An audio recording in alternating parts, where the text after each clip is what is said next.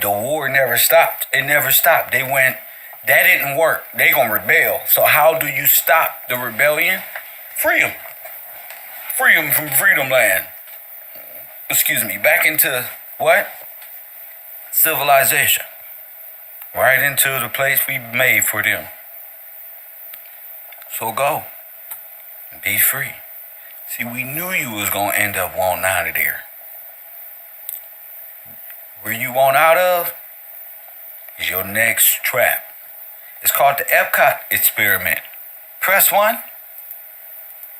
So you gotta know what it is, right? Especially people in the hood. You gotta know exactly what made them come to that mind to create Freedom Land, the amusement park that didn't work, that really did. You get me? You gotta understand the scientific method behind the study that went into Freedom Land, so you will know what Epcot, the next phase of Freedom Land, really is. Does that make sense to my class of enlightened individuals? Does that make sense? Shout out to for checking in with me this morning in class. Who was that in here? Anjanita Moore. Shout out to you, Queen. Yeah, so I decided to do my class this way, a little bit more prepared, so y'all can understand what the program and what the mousetrap really is, where they got the idea and the study of mice. Remember, what's that lady Princella said we need to go back to Universe 25? This is Universe 25. Y'all ready? Press 1 when you're ready. You got your notepads and number 2 pencils out, ready to take some motherfucking notes in the best school on earth. Now, I already hit y'all with that. That means you excited. You know the truth. Your brains is working. Cool. Now you in rhythm. I like that. You feel me? Now we moving on to what humans can learn from this utopia. It was supposed to be an expressive free people, and they was given everything that they wanted and all that. We gonna talk about that. And we gonna move on to Epcot and what that got to do with the hood. But you gotta understand the first initial phase of Freedom Land. See, you was already free. Your ticket, you bought your way into the wrong amusement park.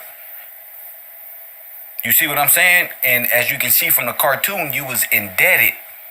Our people was indebted. So they end up having to work their way into what? How did they become destroyed? Well, it was a destroyed land. The floods and all that shit that was going on left our people in debt bondage. To even use the tools to till the ground that we own, we fell into debt to the store, the corporate store. Remember we talked about this, the company store? Well, that company store is America.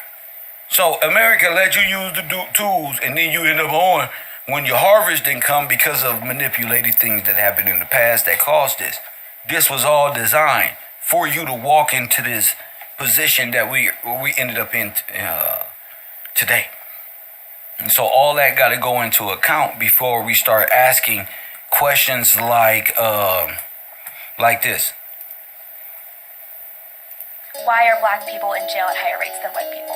That's the question, right? Maybe because they commit more crimes than white people. But that's not true. Maybe because they commit more crimes than white people, but that's not true. It actually is. They do. So every independent analysis shows that blacks have committed a disproportionate amount of crime. No one wants to say it out loud, but it's true. In fact, in New York, 52% of murders are committed by blacks, 40+% of arson, 60+% of drug deals. And so the question you should really be asking is what drives them to commit crimes? That's the question, right? Right. Is that the real question? So actually, according to the Uniform Crime Report for 2019, black or African American individuals committed only about 1 million crimes, while white people committed about 4 million. And we are not all one race. So when y'all say black, why do we get lumped into this one big race and it already proven? Now watch this. Yeah, but that's in proportion. That's in proportion. Proportion. There's a lot more white people than black people. Are you crazy? I'm gonna let y'all watch this for a second. It's a 60% white country and a 14% black country. So you just proved my point. Why are black people in jail at higher rates than white people? That's the question, right? Maybe because they commit more crimes than white people. But that's not true. It actually is. They do. So every independent analysis shows that blacks have committed a disproportionate amount of crime. No one wants to say it out loud, but it's true. In fact, in New York, 52% of murders are committed by blacks, 40+% of arson, 60+% of drug deals. And so the question you should really be asking is what drives them to commit crimes? That's the question, right? So actually, according to the Uniform Crime Report for 2018, Black or African American individuals committed only about 1 million crimes, while white people committed about 4 million. Yeah, so But that's hold on. proportion. Yeah, how about the proportion? There's a lot more white people than black people in the United It's a States. 60% white country and a 14% black country. So you just proved my point. Why are black people in jail at higher rates than white people? That's the question, right? Maybe because they Yes. commit more crimes than white people. But that's not true. It actually is. They do. So every independent analysis shows that blacks have committed a disproportionate amount of crime. No one wants to say it out loud, but it's true. In fact, in New York, 52% of murders are committed by blacks, 40+% of arson, 60+% of drug deals. And so the question you should really be asking is what drives them to commit crimes? That's the question. Excuse me, I had to run, but there's more white people than black people.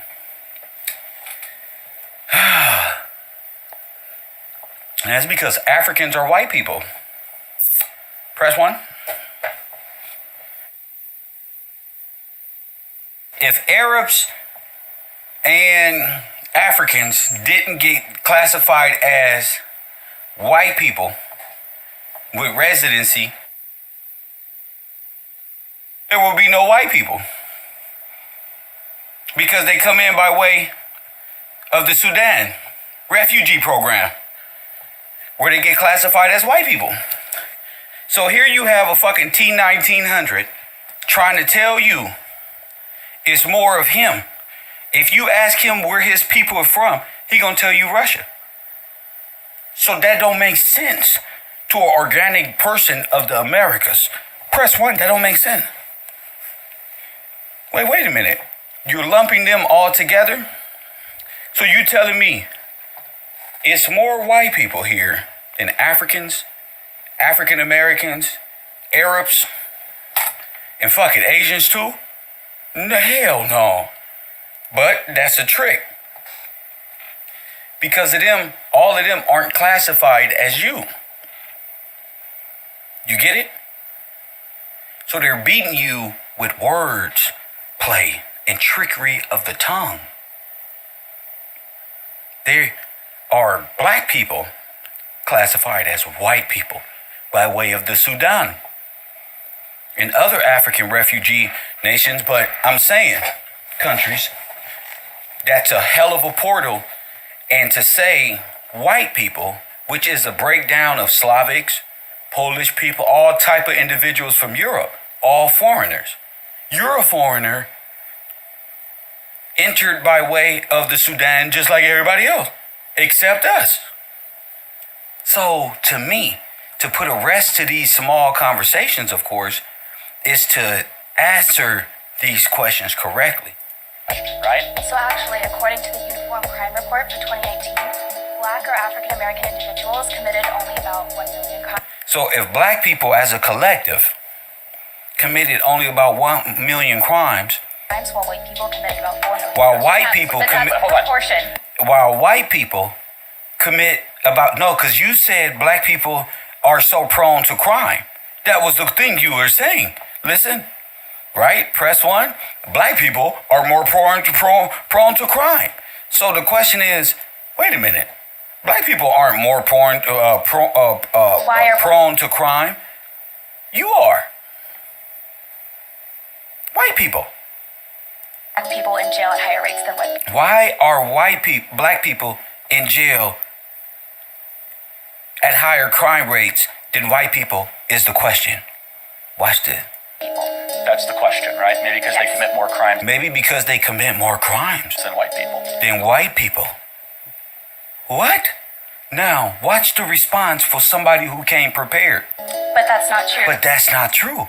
While the Nazis is in the back clapping, The computer head program people who watch television by way of these marketing fucking propaganda machines. But when you go get the statistics to Mr. Tatum, when you go get it for Candace Owens, when you go get the statistics, press 1, there's nothing to be said, champion.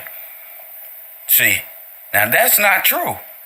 See, everybody in the room can be wrong. You have to be willing to stand up like this young lady and say that's not true. Actually, They do.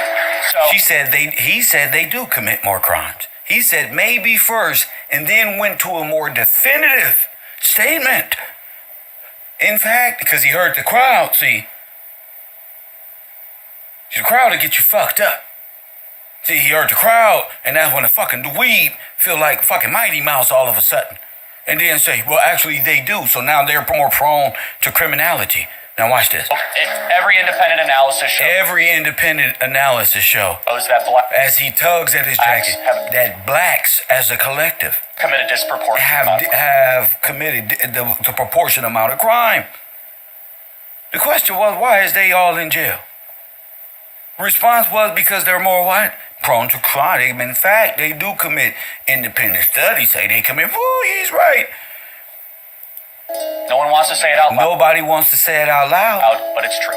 Why wouldn't they say it out loud? It's all over the TV. That's called out loud when Officer Tatum is all over the internet. That's called out loud. If Candace Owens is making reference to, you understand? That's out loud. In fact, in New York, 52% of murders are committed by blacks. Watch this. 40+% of arson. Watch this. 60+% of drug deals. Watch this. And so the question you should really be asking is what drives them to commit crimes? That's the question. Not why they in jail. The question is Joe Biden, AI. No. The question ain't why do they commit? The question ain't why they in jail. The question is what can we do to protect our grandmothers and hold their purses tighter from the average black person? That's what he's saying. Right? so actually, according to the Uniform Crime Report According to the Uniform Crime Report, fuck an independent Nazi study. for 2018, Black or African American individuals committed only about 1 million crimes, Wow. while white people committed about 4 million. About 4 million crimes. And if there are more white people than black people, why you not in jail 4 times as likely? We going to school today. That's automatic systematic racism. That's proven, right? Look at it. Look, because there's more of us than them. That doesn't even sound right. Of course, there's more of you than them. Okay, so why ain't more of y'all in jail since more of y'all committing crime? You bet you 4 more times as likely more than them. I bet you it's 4 times more of you than them. You're committing 4 times. So why ain't 4 times in prison? Yeah, so Yeah, but that's hold on. proportion. But that's proportion. How about the proportion? There's a lot more white people than black people in the United It's a States. 60% white country and a 14% black country.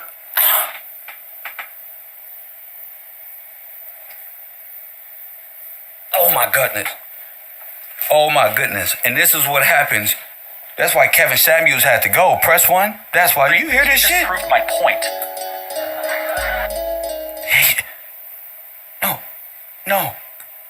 No. You proved her point. It's more. So why, if you guys are committing 4 more times the crime, and why are they in prison more? Because it's called systematic racism. You proved our point, sir, with all due respect. Press 1. You proved my point. Systematic racism. All deriving from Epcot. Okay? This is how they was going to get you by way of Epcot. Okay? So forget their statistics. Fuck their theories. Go to the official reports, family. You will see genocide. You will see why you in prison more. You will see it. It should give you something to fight for. It should. So let's go to Universe 25. and what humans can learn from this experiment program, which end up being how to control black people by way of biochemical warfare. Press 1, by way of biochemical warfare and testing facilities. Press 1. No, we not finished. No, when you come here, just make sure you got your shoes tightened up and you ready to take part. If not, I'll see you tomorrow. There's no in between. Hit that like button and subscribe. I spent a lot of time waiting, trying to add to get somewhere I was at a long time ago, family. Press 1. So let's look at the mouse trap and get your notebooks out and see if you can compare the two. Freedom Land.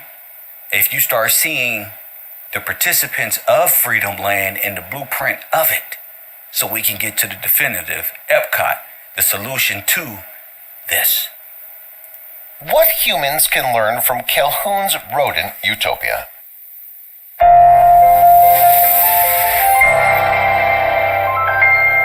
Between 1968 and 1970, American ethologist John B. Calhoun conducted a behavioral study of captive mice within a 9-square-foot enclosure at a rural facility in Poolesville, Maryland. Within the enclosure, known as Universe 25, several pairs of mice bred a population, which ultimately swelled to 2,200.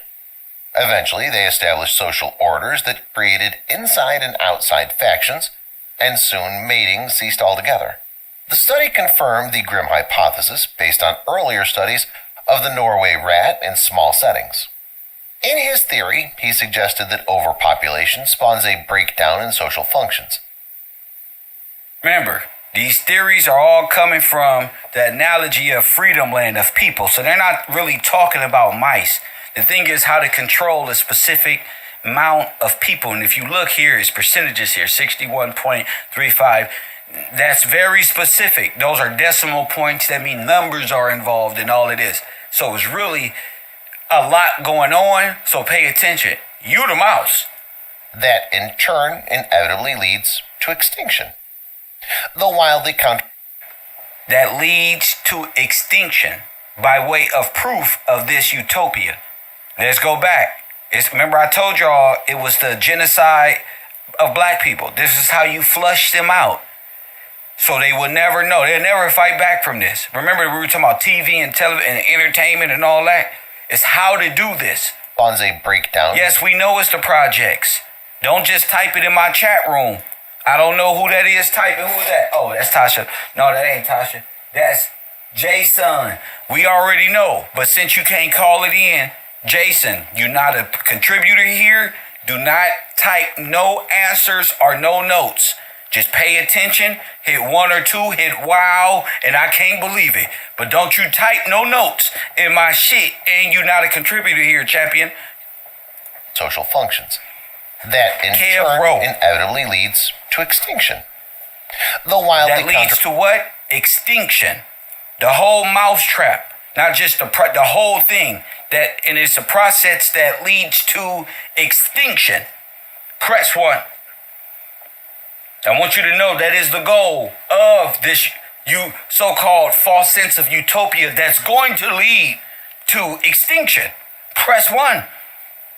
Let's go. Inevitably leads to extinction.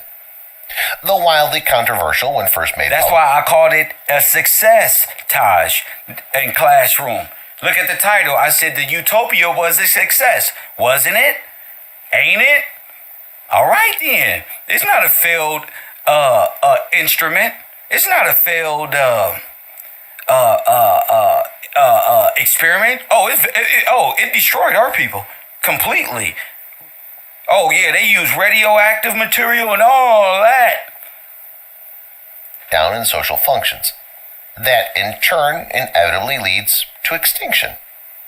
Though wildly controversial when first made public, Calhoun's theory has raised concern over the years that the social breakdown of Universe 25 could ultimately serve as a metaphor for the trajectory of the human race. Told you, the trajectory of what? Freedom Land.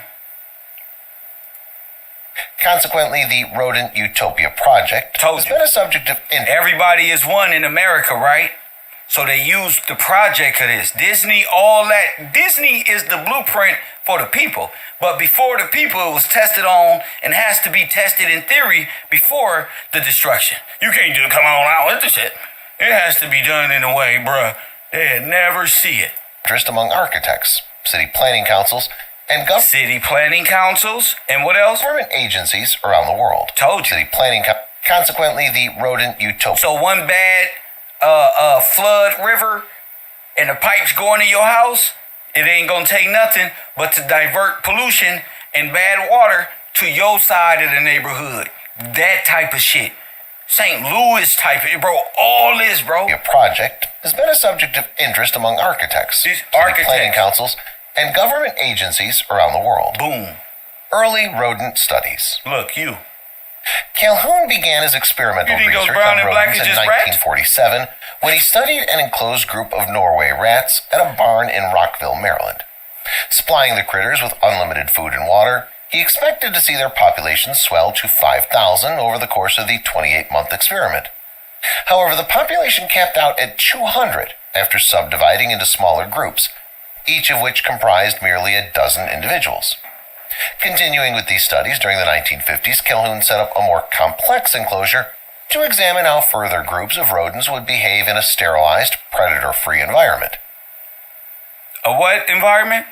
A sterilized, predator-free environment. Watch this. These are big scientific words for fuck, man. Over the course of these experiments, the same sequence of events would transpire each time. The mice would meet, mate, and breed in large quantities.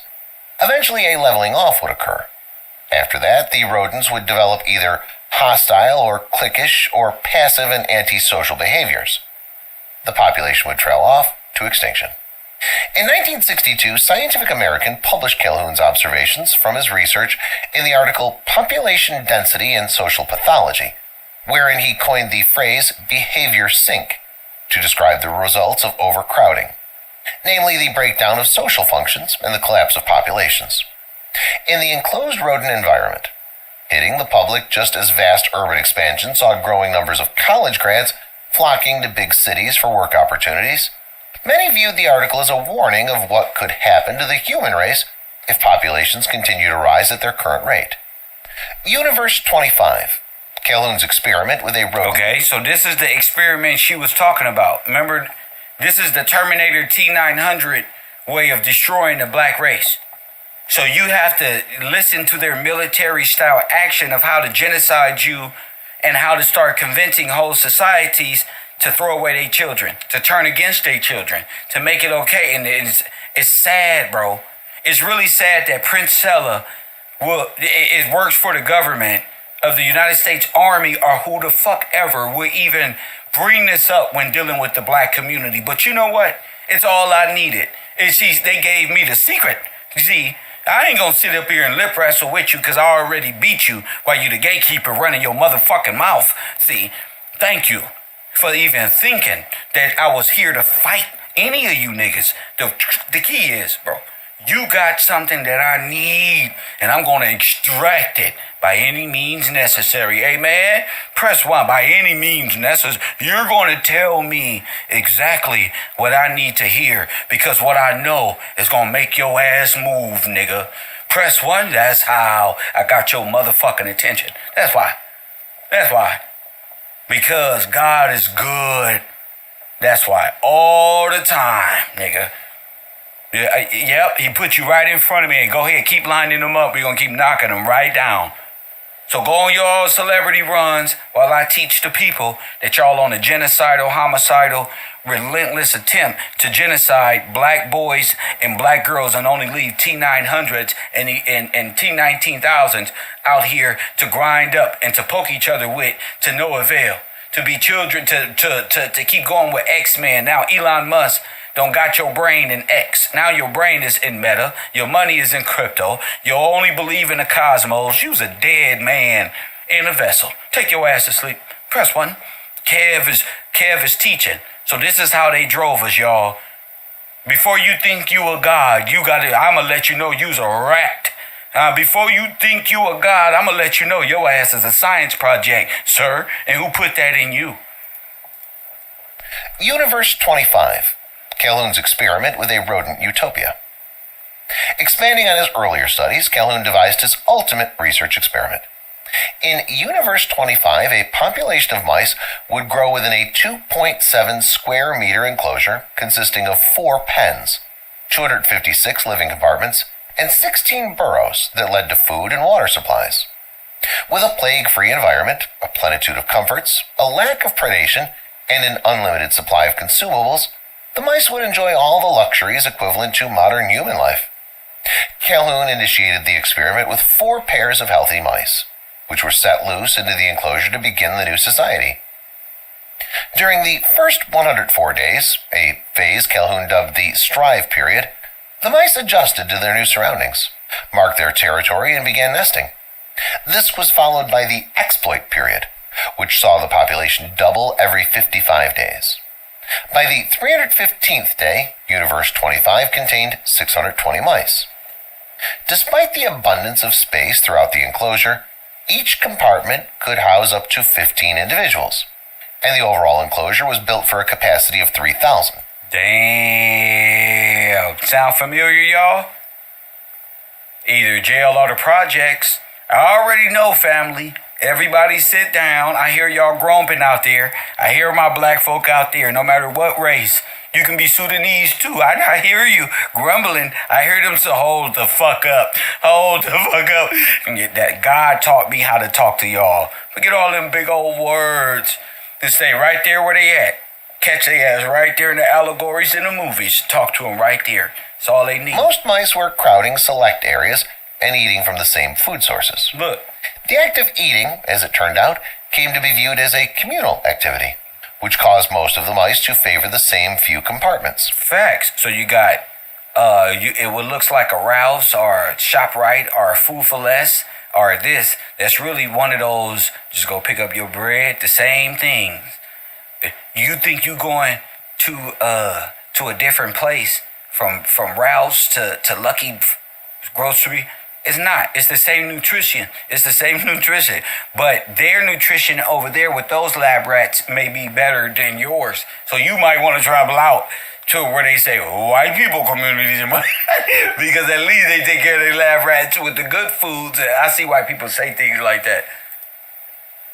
All of this huddling, however, led to a drop in mating, and the birth rate soon fell to a third of its former level. A social imbalance also took place among the mice. 1/3 emerged as socially dominant. The other 2/3 turned out less socially adept than their forebearers. As bonding skills diminished among the mice, Universe 25 went into a slow but irreversible decline. Social status in Universe 25. Look. By day 315, behavior disparities between males of highs and low status became more pronounced. Those at the bottom of the pecking order found themselves spurned from females and withdrew from mating altogether. Having no role, spurned from females, and with behavior disparities between males of highs and low status became more pronounced. Those at the bottom of the pecking order found themselves spurned from females and withdrew from mating altogether. Told you, those your red pillars. Incels is like, fuck. Having no roles to fulfill within the society of mice, these outcast males wandered apart from the larger groups to eat and sleep alone, and sometimes fight among one another. The alpha males, wow, could y'all see it now? Here go the alpha males. Became more aggressive and pugnacious, often launching into violence with no clear provocation or motive. Look, just... At times, these males would roam around and indiscriminately rape other mice. Regardless of gender. Regardless of gender. Meanwhile, the beta males, those ranked between the aggressive... You see? Y'all never noticed in the black community? Y'all been calling yourself alpha males and beta males and all this? Y'all are the project. Y'all don't even know y'all sold yourselves to science and metaphysics, to the project. Y'all sold yourself. 19 Keys, Rizza Islam, all of these groups, y'all done sold yourself to the science project. I said that to the science project. Y'all caught red-handed. I'm an alpha male. I'm a Radissa male. The women are starting to see right now, wait a minute. This is what we're doing? You see why those females are scrapping like that? You see what's going on television? Why? You're going to be able to understand the scientific method behind your destruction. Part 1. Alphas and outcast omegas grew timid and inert. What? Omega what? Outcast omegas grew regardless of gender. Meanwhile, the beta males, those ranked between the aggressive alphas and outcast omegas, grew timid and inert, and often wound up being the passive recipients of violence. In several instances, bloodbaths ended with a cannibalistic feast for the victors. Facts. With male mice abandoning their traditional roles in Universe 25, the female... With male mice doing what? Abandoning their what? Universe 25 baths ended with a cannibalistic feast for the victors. With male mice abandoning their traditional roles... What? What you say? What? With abandoning their tradition. This is a science project. In Universe 25, the females were left to fend for their nests. The females was left to fend for their nest. Many females adopted more aggressive forms of behavior. Many females adopted many forms of aggressive forms of behavior, bro. Which would sometimes spill over into violence towards their men. Others would refrain from motherly duties altogether, banishing their unraised litters and... Bro. See, you don't... see, I talk different, bro. I talk different, champion. KevRow. See? You gotta forgive these sisters, bro. We gotta forgive each other, bro. It's this deep, bro. It's this real, Joe. Hey, Kev is the only one that brought you the scientific reality of your fucking life, nigga. Press play. Withdrawing from further mating, resulting in serious consequences. In some compartments, the infant mortality rate topped 90%. Look, Calhoun named this the stagnation. Look, bro. Look, my nigga. In some compartments, the infant mortality rate topped 90%. Calhoun named this the stagnation phase. You know that was genocide, Marcus Sanger, and all that. This is when you became stagnant. They don't found the whole reasoning behind how to exterminate you. Don't you get it? You about to. Alternately known as the equilibrium. Oh, the equilibrium. You ever heard your teacher over there in y'all little world of blackness say something about the equilibrium right in your fucking head? No, the real equilibrium. The real one, family. To get rid of you, champion. To what? To balance the what? So they can do what? That's why I'm going to call this documentary Operation 0 Point. The Flash, Part 1. Attributed the overly aggressive and passive behavior patterns to the breakdown of social roles and rampant overclustering. See, that's all that social media. This happens by way of a social structure that we feel like we better than, and we boom. That's why y'all alpha kalpas got tricked into the science project. That's why y'all against me.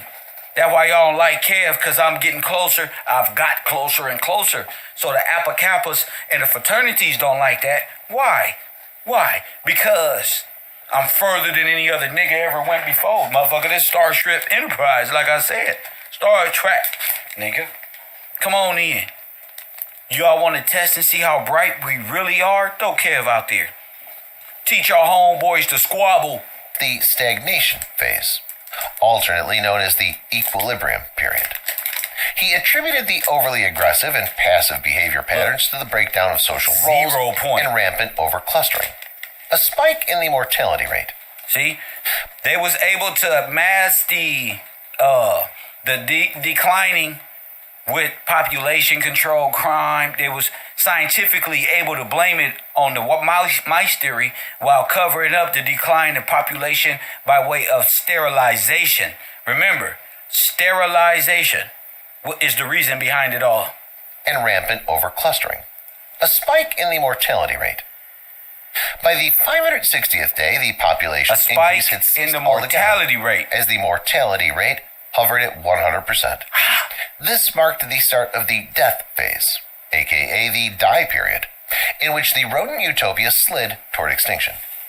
Amidst the violence, hostility, and lack of mating, a younger generation of mice reached maturity, having never been exposed to examples of normal, healthy relations, with no Damn. concept of mating, parenting, or marking territory. Wow. Wow. Wow. Wow. Wow. Kev Gills, man. We doing it right now. This is the cure right here. This generation of mice spent all their waking hours eating, drinking, and grooming themselves. And playing video In games reference and to their computers. perfected, unruffled appearances, Instagram. Calhoun called these mice the beautiful ones. Living in seclusion from the other mice, they were spared the violence and conflict that waged in the crowded areas, yet made no social contributions. According to Calhoun, the death phase consisted of two stages: the first death and second death. Oh my goodness. The former was characterized by the loss of purpose in life beyond mere existence, The loss of purpose. no desire to mate, raise young, or establish a role within society. No purpose. The first death was represented by the lackadaisical lives of the beautiful ones, whereas the second death was marked by the literal end of life and the extinction of Universe 25. The sun sets on Universe 25. Extending on his observations of the beautiful ones, Calhoun later opined that mice, as humans, thrive on a sense of identity and What did he purpose. say? Mice as humans. As humans, Just to let you know, stay focused. the sun sets on Universe 25. Extending on his observations of the beautiful ones, Calhoun later opined that mice, as humans, thrive on a sense of identity and purpose within the world at large. He argued experiences such as tension, stress, anxiety, and the need to survive make it necessary to engage in society. When all needs are accounted for and no conflict exists, Wow. the act of living is stripped to its barest physiological essentials of food and sleep. In Calhoun's view, herein is the paradox of a life without work or conflict. When all That's y'all. That's y'all different nations. That's y'all. senses of necessity Comfortable, privilege, no real contribution. is stripped from life of an individual, Damn. life ceases to have purpose. This is the other side of the roller coaster. The individual dies in spirit. Gradually, the mice that refused to mate or engage in society came to outnumber those that formed gangs, raped and plundered, and fed off their own. The last known conception in Universe 25 occurred on day 920, at which point the population was capped at 2,200, well short of the enclosure's 3,000 capacity. An endless supply of food, water, and other resources were still there for the mice, but it didn't matter. The behavior sink had set in, and there was no stopping Universe 25 from careening to its self-made demise. Soon enough, there was not a single living mouse left in the enclosure. Failed salvage attempt and concluding observations. Before the rodent utopia imploded entirely, Calhoun removed some of the beautiful ones to see whether they would live more productive lives if released into a new society, free of social strife and carnage. Placing these mice in a fresh setting with few pre-existing rodents, a similar scenario to that of which greeted the initial pairs placed in Universe 25, he expected the beautiful ones to awake from their asocial haze and answer nature's call to populate the barren environment. However, the relocated mice showed no signs of change from their earlier behavioral patterns, refusing to mate or even interact with their new peers. The reclusive mice eventually died of natural causes, and the fledgling society folded without a single new birth. In Calhoun's view, the rise and fall of Universe 25 proved 5 basic points about mice as well as humans. 1. The mouse is a simple creature, but it must develop the skills for courtship, child rearing, territorial defense, and personal role fulfillment on the domestic and communal front. If such skills fail to develop, the individual will neither reproduce nor find a productive role within society. 2. As with mice, all species will grow older and gradually die out. there's nothing to suggest human society isn't prone to the same developments that led to the demise of Universe 25. 3. If the number of qualified individuals exceeds the number of openings in society, chaos and alienation will be the inevitable outcomes. 4. Individuals raised under the latter conditions will lack any relation to the real world. Physiological fulfillment will be their only drive in life. 5. Just as mice thrive on a set of complex behaviors, the concern for others developed in post-industrial human skills and understandings is vital to man's continuance as a species. The loss of these attributes within a civilization could lead to its collapse. Calhoun's work after Universe 25. In 1972, Calhoun shared his observations about the results of the rodent utopia in an essay titled Death Squared: The Explosive Growth and Demise of a Mouse Population. This work gained instant notoriety for its grim... Square. Now what's this? That's what Arabs worship and Muslims worship. Y'all even the Kaaba stone. You know, I'm not in y'all fight no more. I'm just speaking the truth, bro. The cube, you ever see the cube? Death squared.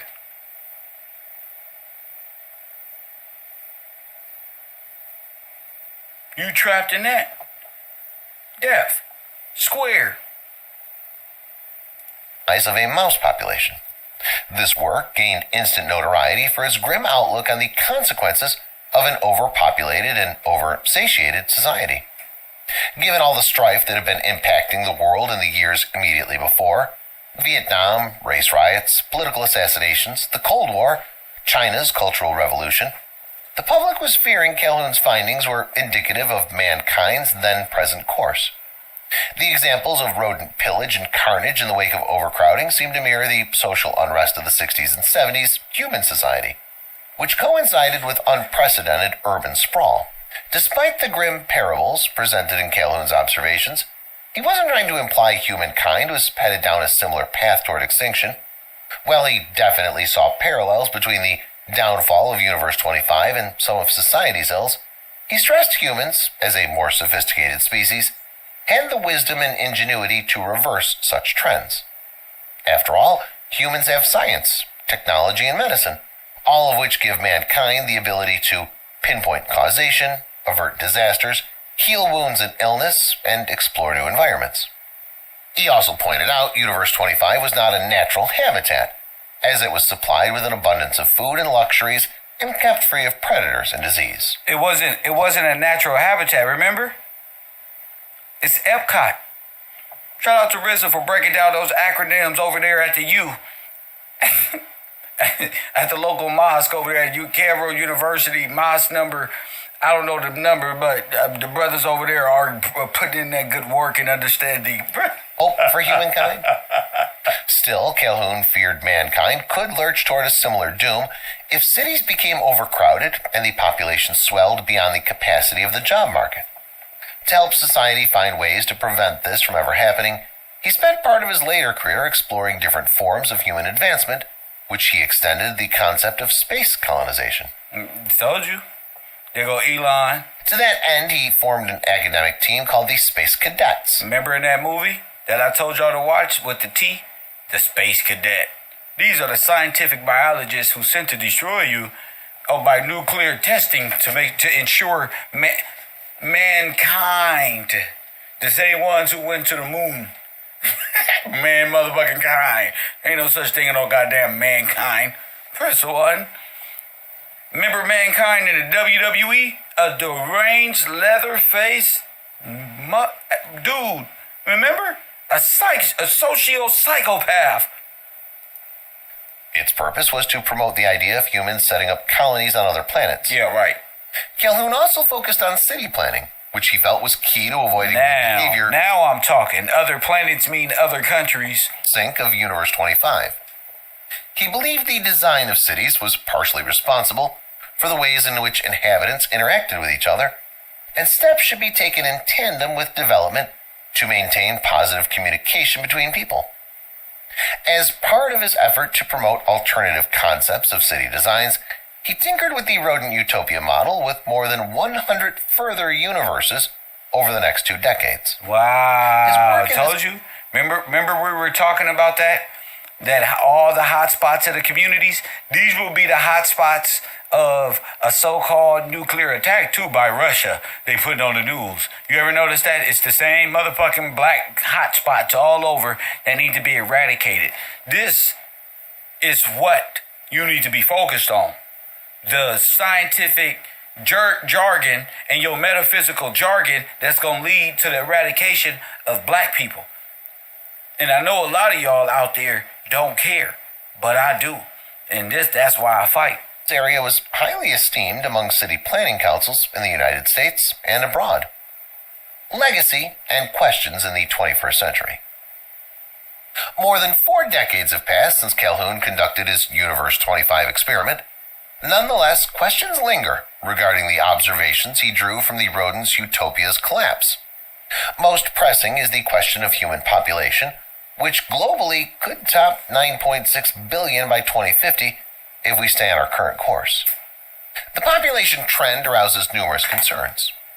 Will mankind continue to thrive if the population exceeds the number of available jobs? What about disruptive technology, whereby a new product or innovation renders whole fields obsolete, or a task that once required multiple hands can now be completed with the press of a button? If most jobs are outmoded by technology, what will sustain the economy? Will large cross-sections of the population become destitute, or will the billionaire class support everyone? How will people function and interact with one another in a world where hardly anyone works? Can an individual develop interpersonal skills when there's no need to pursue working relationships in the outside world? Wow, this is what's, oh my goodness. At the very least, mice and men seem rather similar when Calhoun's research is compared with modern-day civilizations. Thanks for watching that.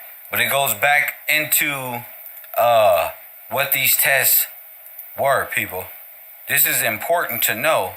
They did scientific lab rat studies and chemical reaction, and biochemists were doing this and causing these tensions and fights and squabbles and doing these rat things.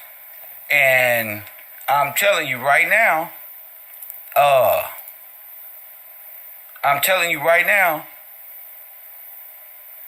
you've been scientifically programmed by way of colors to do this. Purples and blues and yellows and greens. This was orchestrated way back when you rebelled against them the first time at the goddamn Freedom Land, and you know you ain't no damn free. These are the scientific studies that led into your encampment. Where? Epcot.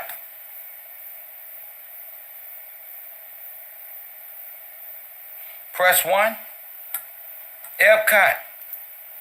424-209-9506. Area code 424-209-06. Tell me what you think about what you just saw. Let me make sure this is on. Okay, make sure you got your, before I proceed on, and make sure my students is paying attention.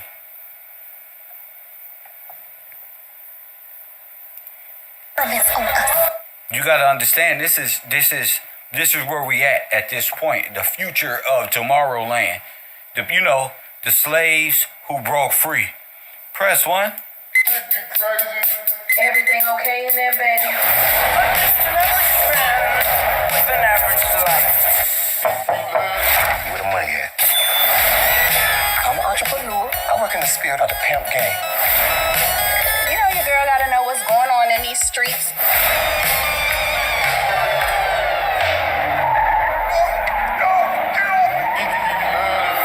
That's the car right there.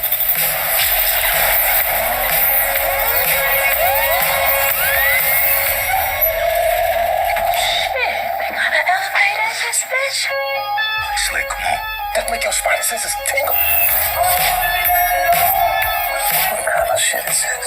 Like I'm in the twilight zone now. Don't let the back door hit you. We gotta go. I don't know what that was, but that wasn't me. Somebody is conducting experiments on us.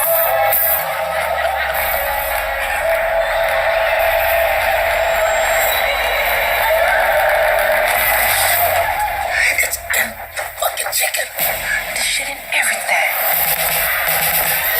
Great train. Come the fuck on. It's our homeland. We don't do nothing about it. Nobody will.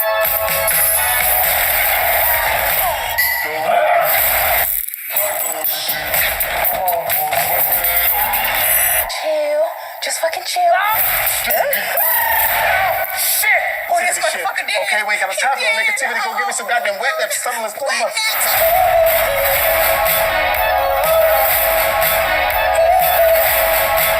You keep your pimp hand raised and be willing to protect the ones you love by any means necessary. I ain't scared. I'm a dope boy, man. Excuse me, kind sir, but if you could point me to the elevator that leads down to the fecal laboratory, I'll be. Look where it was. Behind the motherfucker at the local liquor store. Black folk all back. Not your people who don't know nothing, who know everything. No, the niggas they counted out. The niggas who don't know nothing. They were trying to get to the shit to where, see, that is the result of the laboratory. The liquor store is the result of the laboratory. You got it? Watch your atmosphere. Let's get it, man. We're on the scene trying to figure out what has happened. I see this shit fucked up. They out here cloning it. What the fuck going on in that bitch? That's right, that is the prevailing theory. Tell me, is it just... He said that is the prevailing theory, but it's about those testing facilities, like I told you, that they set upon you brothers years and years ago, and you ain't doing nothing but living it. Disneyland, the manufacture, well, I call it Disneyland, but it's really just the planned outcome of the slave rebellion and how to get you really not to ask for no reparations correctly, not to understand they had no reason. They cannot own your great-grandfather's house to take no land. Your great-grandfather was just watching too much goddamn TV and radio and listening to things as just like today. You understand? The whole CERN program is the biochemical destruction and radioactive destruction of the nuclear family. How to destroy the black family in America before they realize what we've done to them, to keep them complacent. Whether it's hair products on their hair, to keep their mind. We don't know. We just think, oh, okay, oh, that look cool, but you got a whole laboratory created event going on, from the people injecting you with boobs and ass to your hair, to your eyes, to goddamn it, probably the nails you put on. And that goes to the brothers as well. You know, that goes for the brothers as well. So we've been sitting up here this whole time trying to figure it out. What do they have us in? What is the earliest forms of this ghetto or this concentration camp that we've been experiencing this whole time that is so hard for our brothers to get out of? Press 1. Where my callers at? 424 before I get going.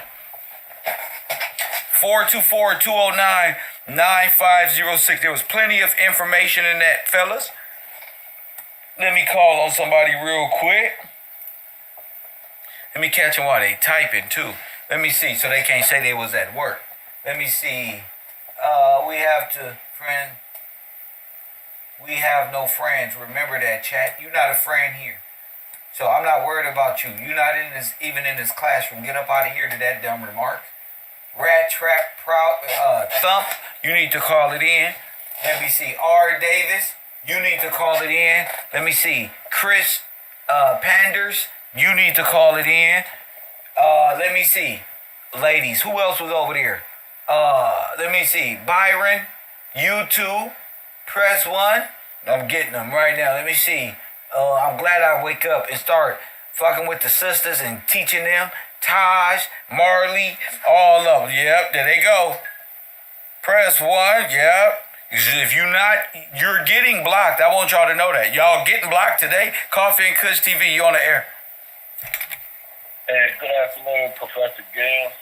What's your name? Where you calling from? So I don't block you. So I don't block you.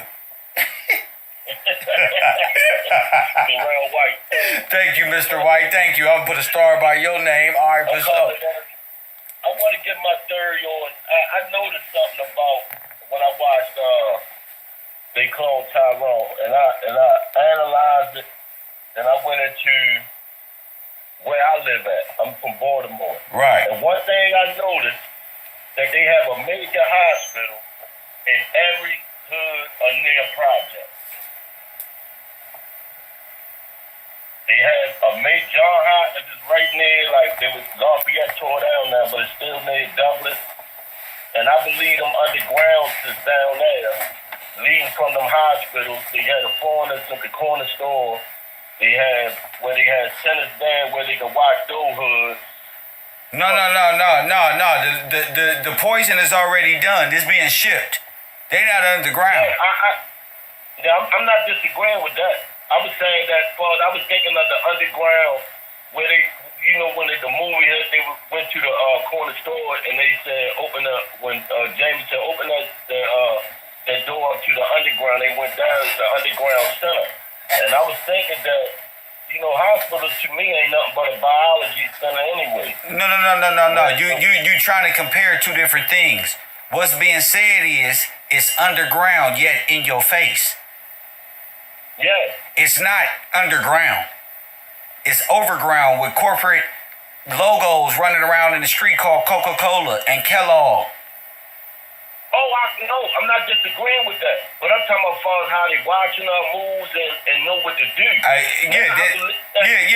That's done by the police and lights and cameras out now. So I believe underground has moved upground far as well. They know what to feed us. They know what to put in our food, like the hair product. Right. And the simulation that they had us there far as, you know, people committing crimes, they know what and how it'll make them react. Yeah, back in the day, they really did tests. They was really doing tests back in the day. They perfected it. Now they hit us. See? Yeah. Because I'm finna show you the underground where they did the facilities in a minute. I'm finna show you that. What it looked like in real life, not in a movie. Yeah. You feel me? So what you think? Well, what you think about that rat trap and the rat? The distinctions in humans and those rats concerning the project. Do you think that was part of that concern? Well, part of that scientific study? Yeah, that was part of it. Go ahead. I'm gonna go a little bit further. Go ahead. I know back in the day, I was born in the '70s. When people used to go out and get their money, they always used to say, I'm going to get that cheese. Damn, you right. And they used to go right out there in the rat trap. Yeah, and go right there, and you absolutely right. You did go take it a little further. You ain't lie about that. usually I'll be like, how a nigga go further than that? But yeah, it's always the hood niggas that can take it one step further. Back in class, Professor. Thank you, champion. Shout out to Baltimore for recognizing the scientific study of Mr. Gillespie and all of his students that it is the rat trap. I got patients all over America who calling in, who realizing that the symptoms that was placed in them. Press 1 was a mind control done on the verge, on the scale of Operation Paperclip and neo-Nazis. This is a fucking mind control program. Press 1, this worse than them damn Illuminati conspiracy. Oh no, 9/11 ain't got shit on Mr. Gillespie. Press Building 7 ain't got shit on what the fuck we talking about. Press 1. Nigga, we can talk about Building 7 in 2 minutes. Coffee and Kush TV, you on the air, what up? Wait a minute. Make sure my callers is good, because I'm having an issue. I don't know what's going on in the world. But guess what? But Kev gonna get it. You on the air, champion. What up? Okay. Wait a minute. Damn. That Utopia movie again we were talking about yesterday when I called it. Go ahead. Yeah, cause that made that once when I reverted back to that and I had thought about when you first showed it, I was like, damn, that's what I was saying, damn. It's crazy how I was running around saying I'm from the project and then boom, I am a project. And then just like after our conversation yesterday, I was further thinking like, you know what else they did the same thing in that Tales from the Hood story. When they was trying to show the black man how to stop killing his own kind, but at the end he ended up killing himself because he couldn't control himself. Like you having all those memories about movies that suggested this, and you're finally able to make sense of it. And I wasn't. It's like I'm not a big movie buff. I mean, I done seen a couple of good movies, but you talking about movies and then just being like, oh snap, I did remember seeing that, not knowing. Like they throwing it right in your face. Like, it's not. It's been in your face. You know where you had to dig to get that to remember. That place is called the subconscious, because that's where it's buried at. They did this a long time ago. You've seen this before. No matter what movie you saw this. You know what I'm saying? But it's buried because it's the same program, and it's buried deep inside our subconscious. And then the movies will start making sense. Am I breaking up? No, you good. Go ahead. Yeah, I'm glad that the classroom got to re-see that Rat Utopia again now that you have for the last couple of days spoke on it, because if it didn't click for some people, it sure clicked for me. And I get exactly where it's coming from. Now I'm wondering what you just said. Where was the earliest concentration camps? Where did they start this? Where did they start this at? Yeah, they started them at the initial, right before the Freedom Land Project, and they let them free. But I'm going to show y'all where they let them go from, where they went from cruel and humane punishment to like covert but overt, naming themselves medical professionals and giving themselves titles and wearing white lab coats throughout the hood when they really poisoning us. And somebody got to speak out. Somebody got to say something. That's why I'm glad, like, at one point in time, like most people do, when we call into the show, you know, you might be a little timid, because it's like, damn, I don't want him to get on my ass, but shit, I understand clearly now, like, bro, if you don't open your mouth and say something, you might as well just be a part of that bullshit they got going on, because you ain't helping. You're not helping. Facts. You're not helping putting it out there, giving the... No, you can say energy, putting that energy out there, because some people need different frequencies of energy per se given a person that they can only give them. A hood nigga to hood nigga. That's some real shit. Go ahead. Exactly. And I ain't even gonna lie, like, at one point in time, I was listening to a program with my grandma. My grandma was like, I understand what he's saying, but I can't get it. And I was like, Grandma, you from a different era. The shit that he talking resonate with me, because he's older than me, but he's from my era. The things that he went through is the things that I've seen on the streets. You older, so you didn't have to go through what you call her, like T80. Yeah, she's an early T90, T900. She's an early one. So you know how you can relate with her? With telling her what happened to them, because they don't know. They really don't know how the fuck this shit flipped.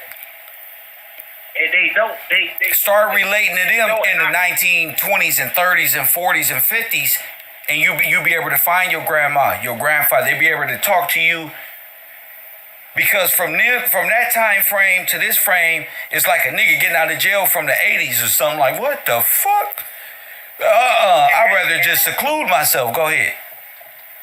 And just saying that jail thing, like that go back, that playing that, I'll call it the infinity loop, because you get right back to the middle and be right back to the same spot. If you grown a big ass man child, that means when you was a boy with no father, you had to be a man, but you was a child. And then when you grew up, you went to jail and came back out grown, but you a child.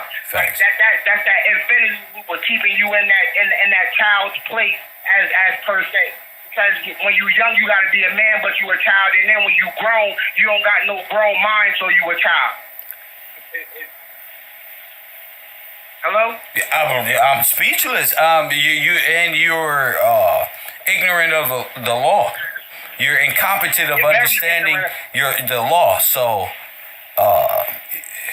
it's all Very bad. ignorant, because as a child you don't know, but then as you get older, you start to not give a fuck, and they put you in that program where you be like, I don't care about the law, I'd rather sell drugs, and you doing all this crazy stuff, not knowing that that's the plan for your life. Now check this out. We're gonna go even further.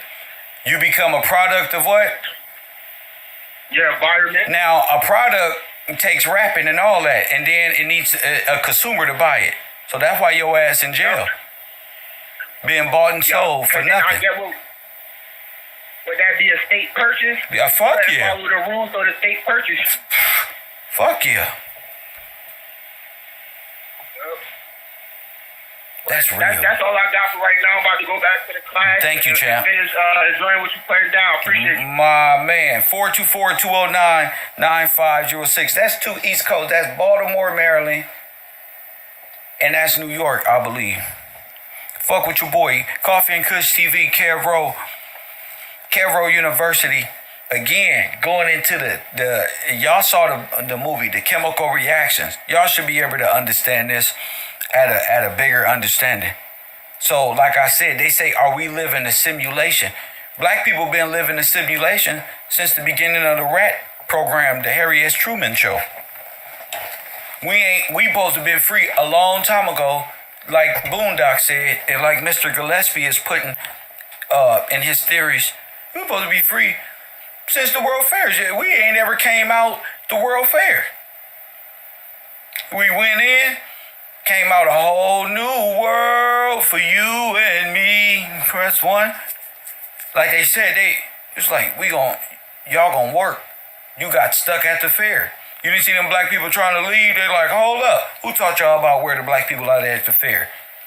God is good to put it in a cartoon format to come right now. We ain't ever seen that one. God is good. Right now, right here, right now, we just understood the Boondocks like never before. That's probably the best episode. So much truth in that. The slave rebellions all the way around the earth after 1889.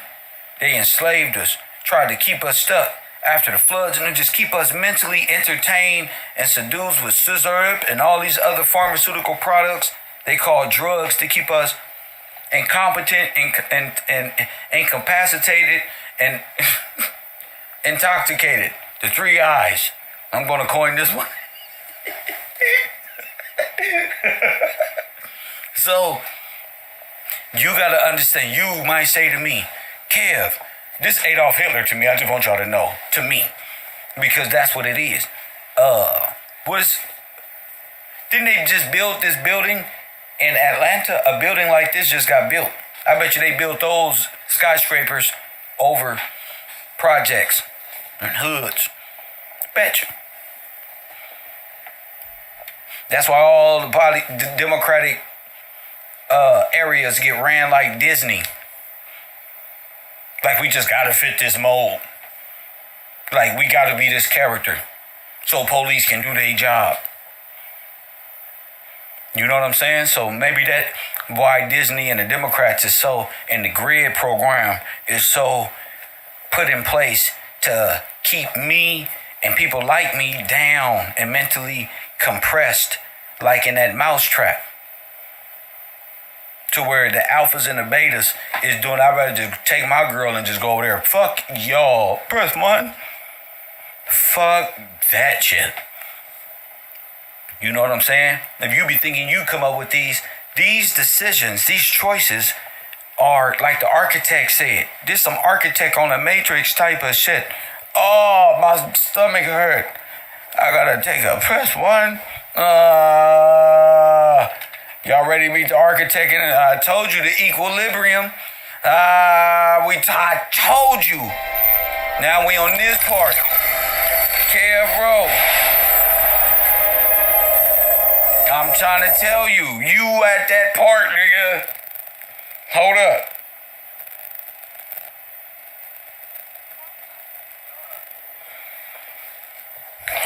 Hold up, Taj. I'm gonna get you on the air right now. I'm gonna get you on, champ. What up? I was a little blown away, man. That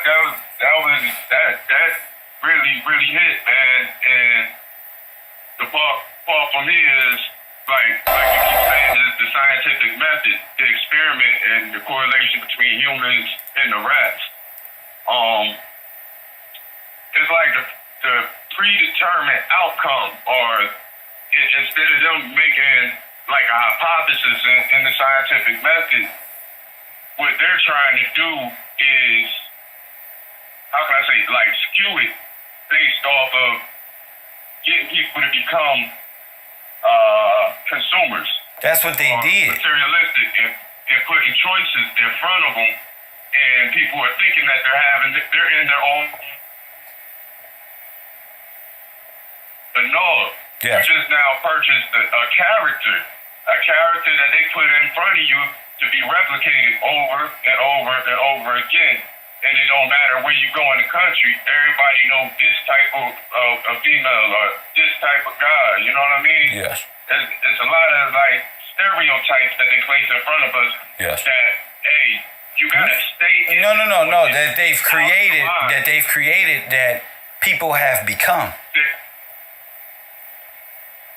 They've become that. They become. Yeah, they've become that. Life imitating art instead of the other way around. Art imitating life and being a projection of what you have inside of you. You are absorbing everything that they place outside of you, inside of you, becoming an artificial person.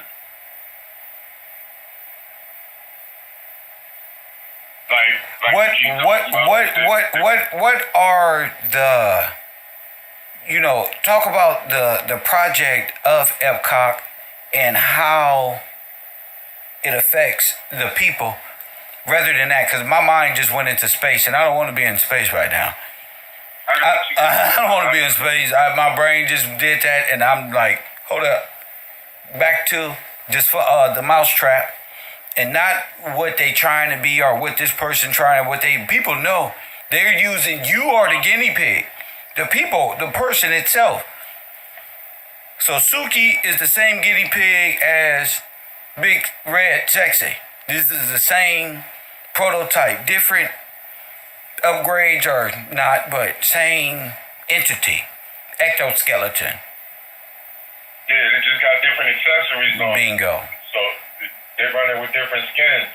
You know what I'm saying? But it's like you're saying, it's like once you being as though that you're trapped in the Epcot, you know what I mean?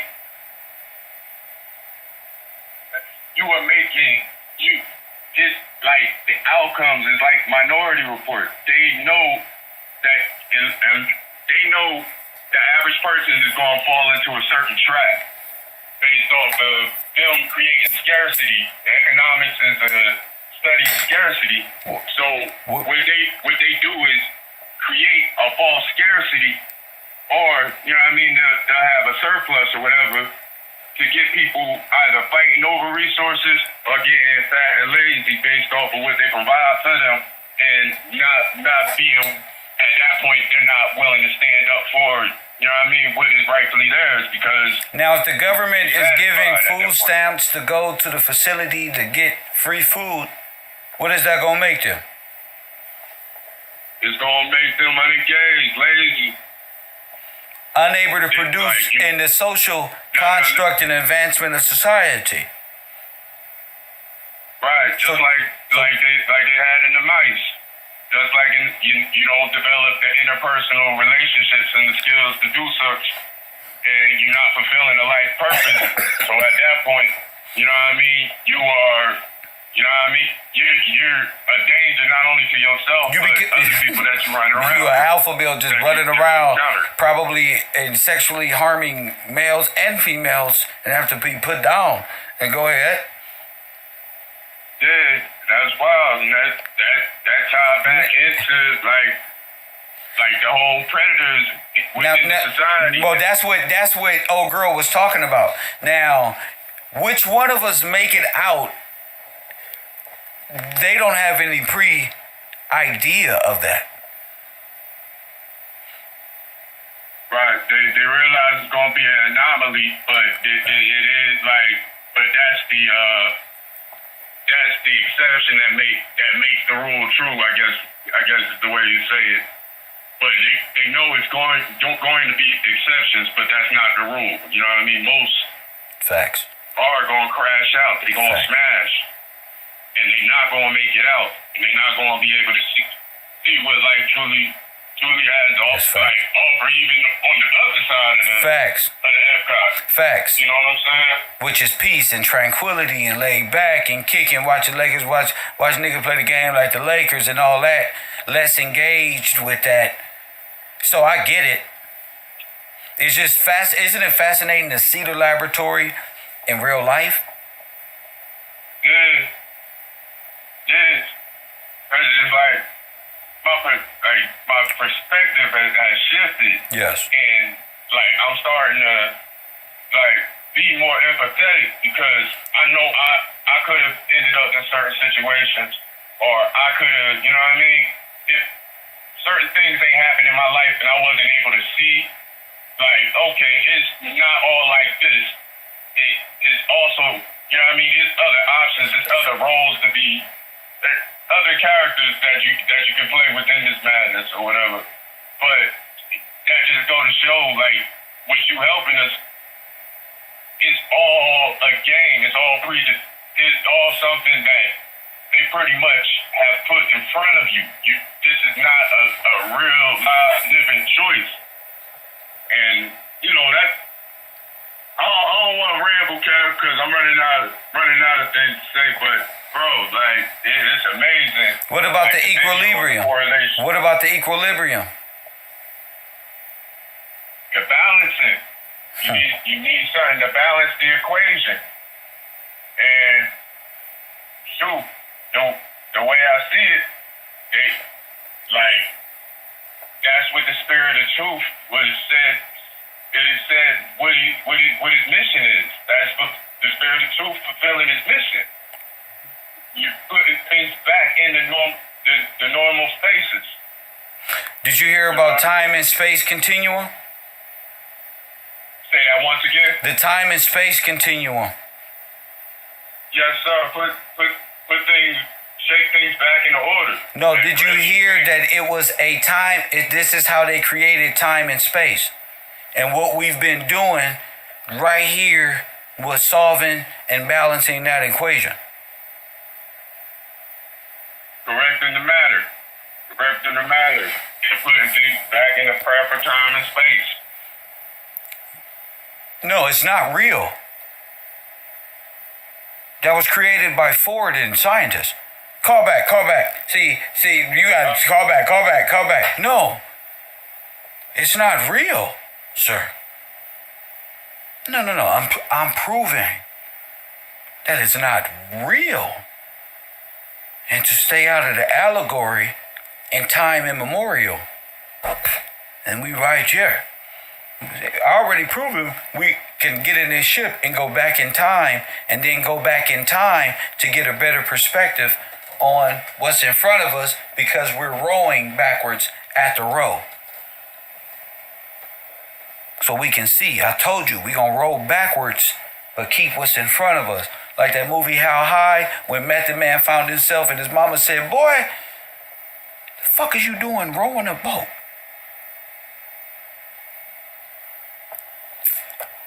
Press one, KevRow. Y'all be wondering where I get my ideas from. Gee, I love the movies. Nigga rode a boat backwards. You can see the projection. I told you, we gonna view history like television from our perspective. So when we go back in time and get to that 0 point, we'll be able to see it going forward with and then that becomes a new cycle of loop of projection for the future. Because guess what? They ain't never seen no shit like that before. How these analogies just keep coming and coming. You see that going. They ain't never seen that. They can't work with that. They've come to a stop. Stars is falling. They don't know what to do. Ice Cube got the news reporters riding through South Central like they ain't never been.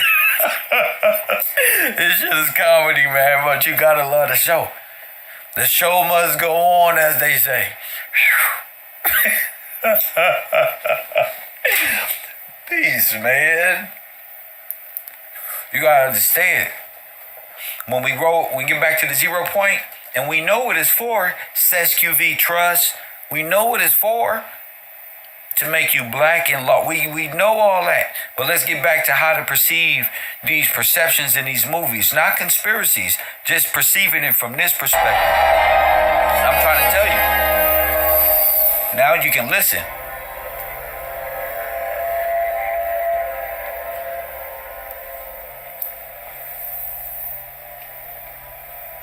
Think of it like lab rat.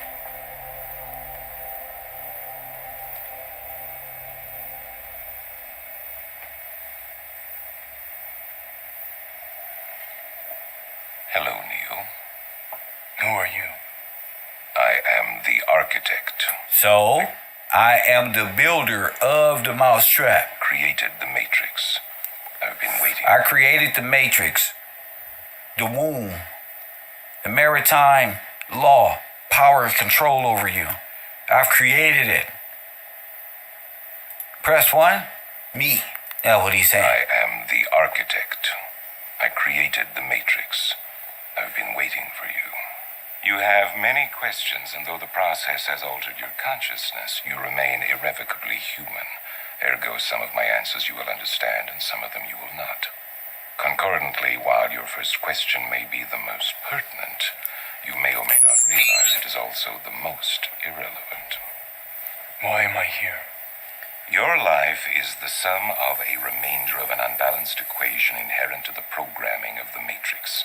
Told you. You are the eventuality of an anomaly which, despite my sincerest efforts, I have been unable to eliminate from what is otherwise a harmony. Jeez, man. Of mathematical precision. Damn. That pretty much mean, nigga, it's making my balanced budget off track a little bit, bruh. And I cannot stop you from keep popping up again. While it remains a burden assiduously avoided, it is not unexpected and thus not beyond a measure of control, which has led you inexorably here. You haven't answered my question. Quite right. Interesting. That was quicker than the others. Others? How many? Others? What? Answer me. The Matrix is older than you know. I prefer counting from the emergence of one integral anomaly to the emergence of the next, in which case this is the sixth version. 5 months before me. There are only 2 possible explanations. 5 months before me. Either no one told me, or no one knows. Precisely. As you are undoubtedly gathering, the anomaly is systemic, creating fluctuations in even the most simplistic equations.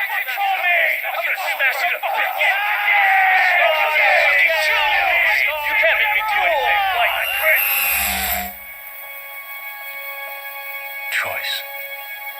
Exactly what we were talking about. Choice. They present to you false senses of what? Choice. To do what? Battery 50%. Connected.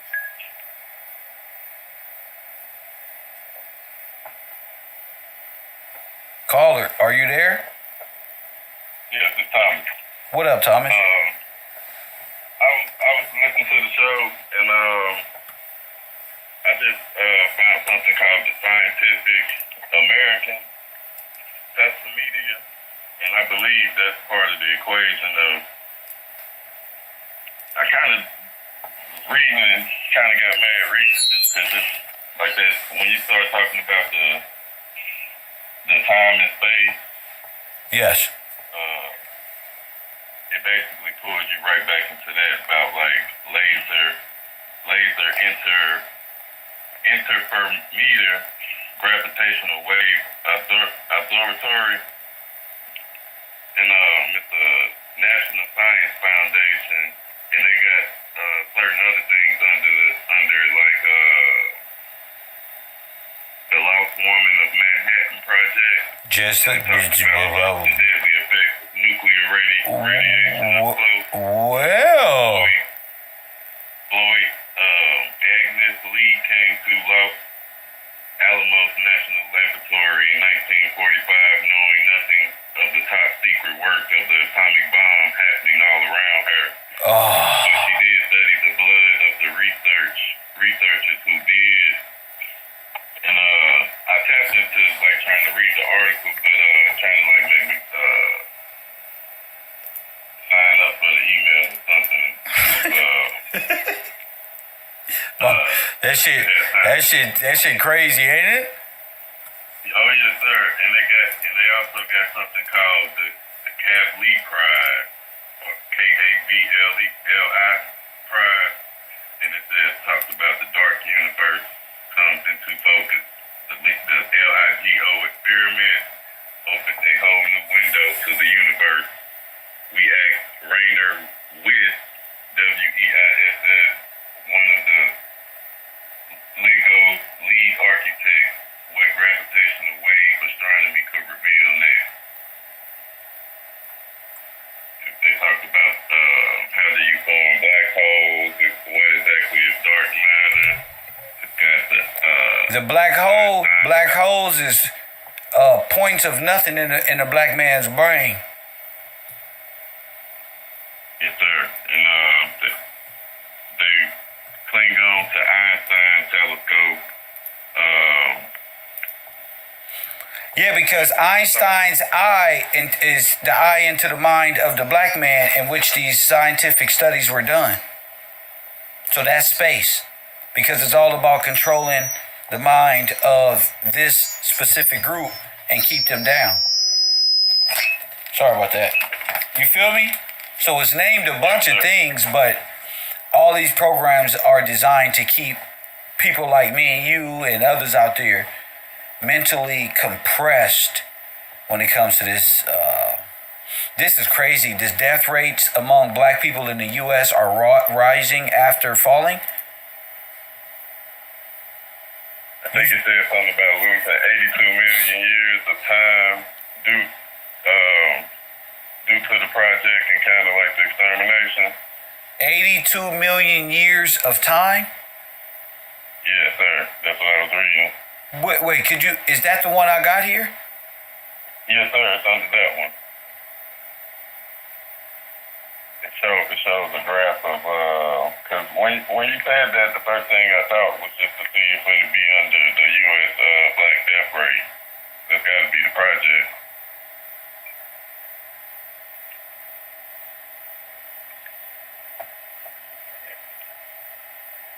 How?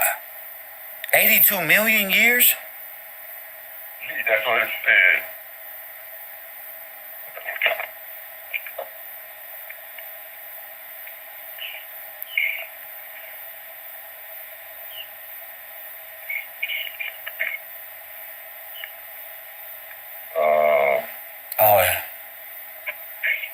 I sent oh my goodness. I sent like two things to your email.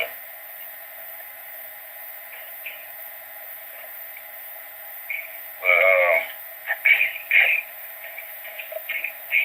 I'm about to hop back in the truck, so I'm Thank you, champ. Thank you, champ. My man, thank you for calling. The Lord have mercy. What the fuck?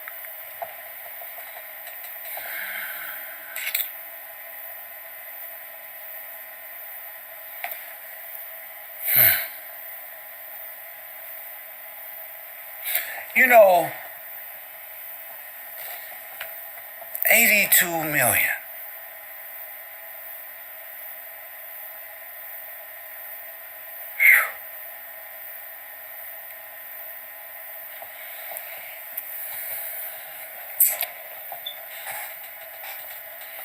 That's how much lifetime the U.S. black population lost because of the premature deaths between 1999 and 2020.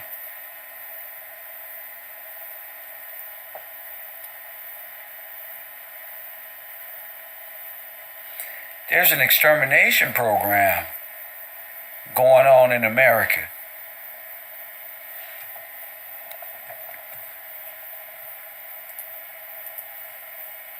Oh, this is sad. It's Yale University. Oh my goodness. Oh my goodness. Oh my goodness. This a man in a man high castle shit.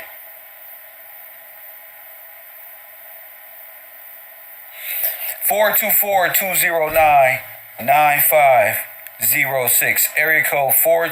You should be focused. I'm leaving the phone lines open for my callers, for the males who in my chat room, to call in and talk about what I just displayed about the rat race. Something they never heard. Do the dash with your ducktail, ice cubes, perception on it. Call in and place your thought process on the subject matter. The phone line is at the bottom of the screen.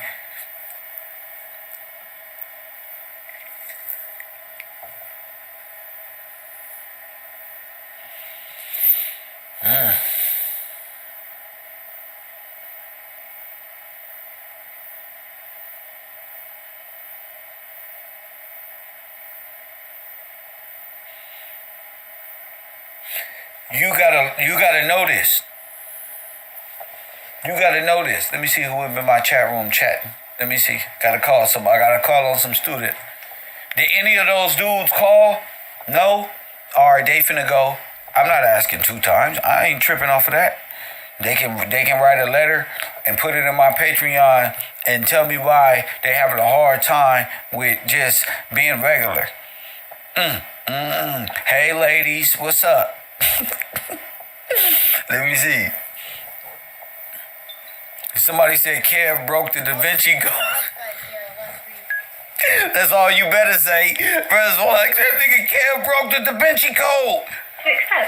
This nigga. How you think I was when I was in jail? Them niggas was like, anybody fuck with KevRow, they fucking with us. Big niggas with numbers on us. Coffee and Kush TV, you on the air. What up?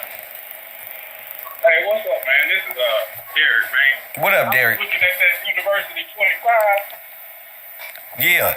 1203641. So I started looking up on, and I saw where it said it was a series of rodent experiments showed that even with abundant food, water, personal space is essential to prevent social collapse. And what I got from that was like,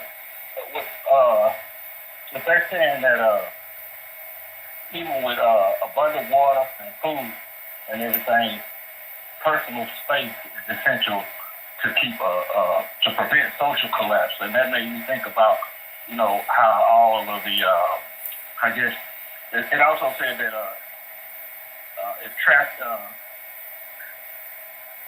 in an infant state of early development. And it said that Calhoun labeled the rodents, basically the subjects, as juvenile delinquents. Yes, minors. Dropout. And it started making me think about with the juvenile delinquents and the social dropouts, that can go as early as truancy. Yes. And not completing school, thuggetry, outlaw shit, boys in the hood, don't be a menace. So we all criminals. Go ahead. And it also said that it also made me think about when you know, Joe Biden was doing that speech where he said, "I don't care why they are the way they are, as long as they're away from my family." And away from my grandmother." My goodness, you're right. That's part of the program. He don't want to find out. Want us to worry about why, because it will lead back to this stuff right here. That's right. It'll lead back to the Manhattan Project, like my brother's saying, and these weapons of mass destructions being used on these people. It's going to lead right back to Epcot. It's going to lead right back to Disney. It's going to lead right back to international corporations. It's going to lead right back to the federal government, all the way up to the President of the United States. That's why God got me here. Go ahead. Exactly, man. And I appreciate what you're doing, man, because you done opened my eyes up to so much, man. It's really just blowing me away, man. No? I'm trying not to get mad. That's all right. That's all right. Hold it. You know they just made that new movie come out called Oppenheimer, the Destroyer of Worlds. Yeah, I'm gonna have to check that. Yeah, check that out, bro. These people is insane. All right, man. Thank you, champ. Get my 2 cents in, man. Love you, champion. I appreciate you too, man. Thanks a lot, champ. My man, y'all be safe out there as y'all travel the roads of this crazy place at this World's Fair. We were never supposed to make it. Hit that like button and subscribe. 424-209-9506. You thought I was done. I'm not finished yet. Press 1. We smoking American packs right now. Press 1. We smoking Freedom Land packs right now. No, fuck Freedom Land. We smoking Epcot packs right now, family. Yeah, big blunts. Where my smoke at? They think I'm playing. That's the problem. That's why you think people be at my house early, nigga. Kev always got the stories and the smoke, nigga. What you talking about? You gotta be talking. You gotta have a job to live here. Press 1. Hit that like button and subscribe. Even my haters love me now. Press 1. They can't even hate me. They like, God damn, I'm really a rat too. Yeah, B2. Tell Takashi to come here. Tell him we sorry. We all rats. Press 1. It was the year of the rat. Y'all didn't get it? Press 1. They finna make y'all mad with this scientific study, bitch. Press 1 and then look what happened. See? They doing project after project after project on us, and we gotta stop reacting to the bullshit. So they can stop doing this way. Because they heating up the propaganda. They got black women out here fighting with the trannies about who's a woman and who's not. Let them fight all the way off the cliff into the ocean and to the abyss where Satan dwells. Both of them. Both of them. Anybody out there fighting with a T900 and a T93,000, y'all keep going all the way off the cliff. Both of them. Let them go. Don't even develop emotion about the dumb shit. Press 1.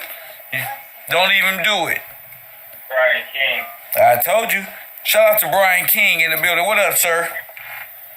What's up, Professor? How you doing? Oh, shit, I'm blessed breaking shit down. You know me, but next to the bungalows rolling this weed up. What up? Yes, sir. I'm calling in about this science experiment that's going on this race system that's at hand. And hey, it is a racist system, huh? Yes, sir.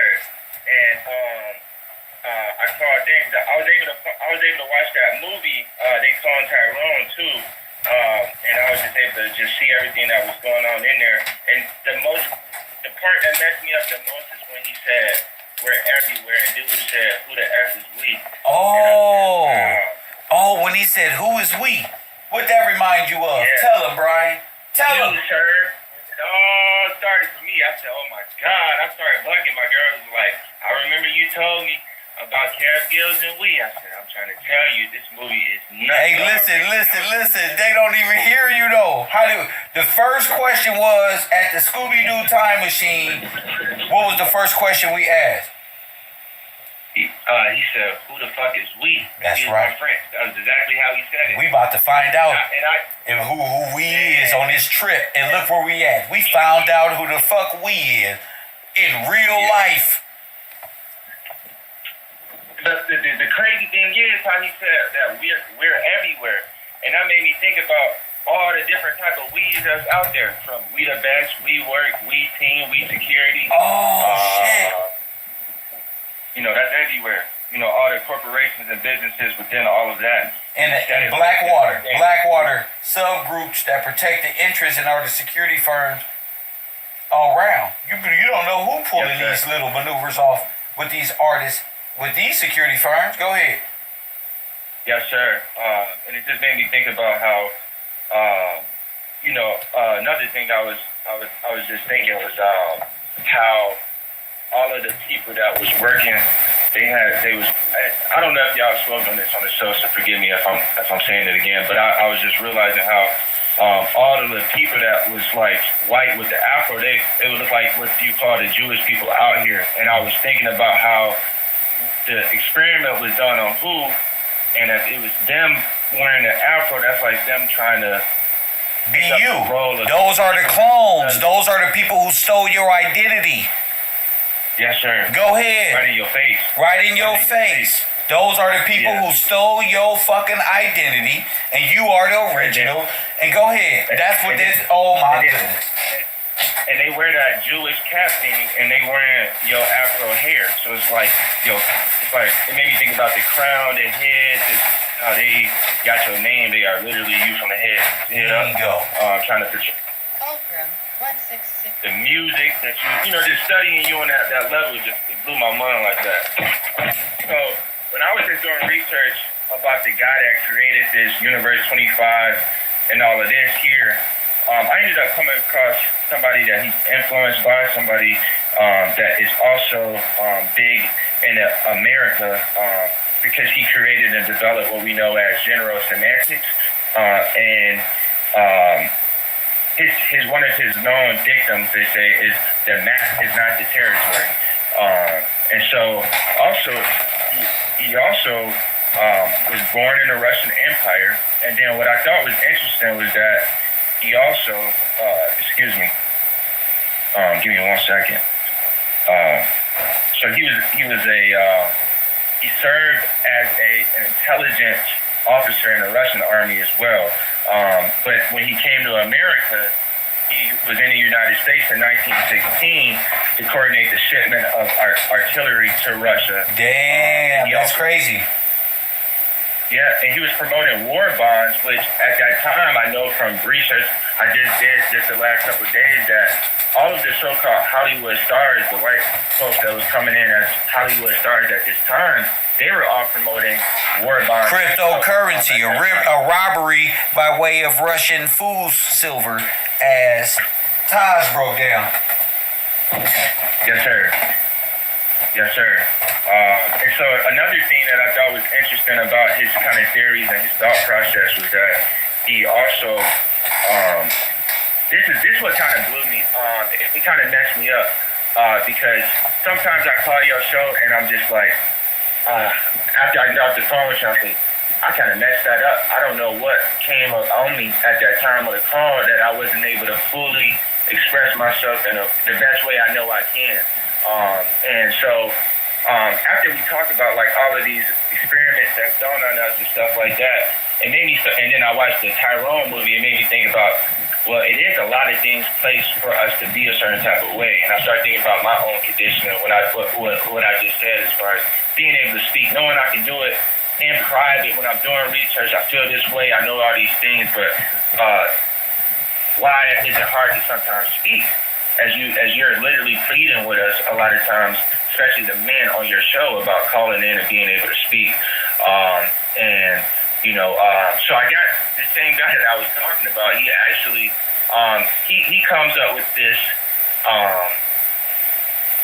structure, a part of his systems, and I'm gonna read it off to you, and you'll see what's going on here. So it says that his last name is Korzybisky, or Baskich, or something like that. Some Russian name, I cannot pronounce it.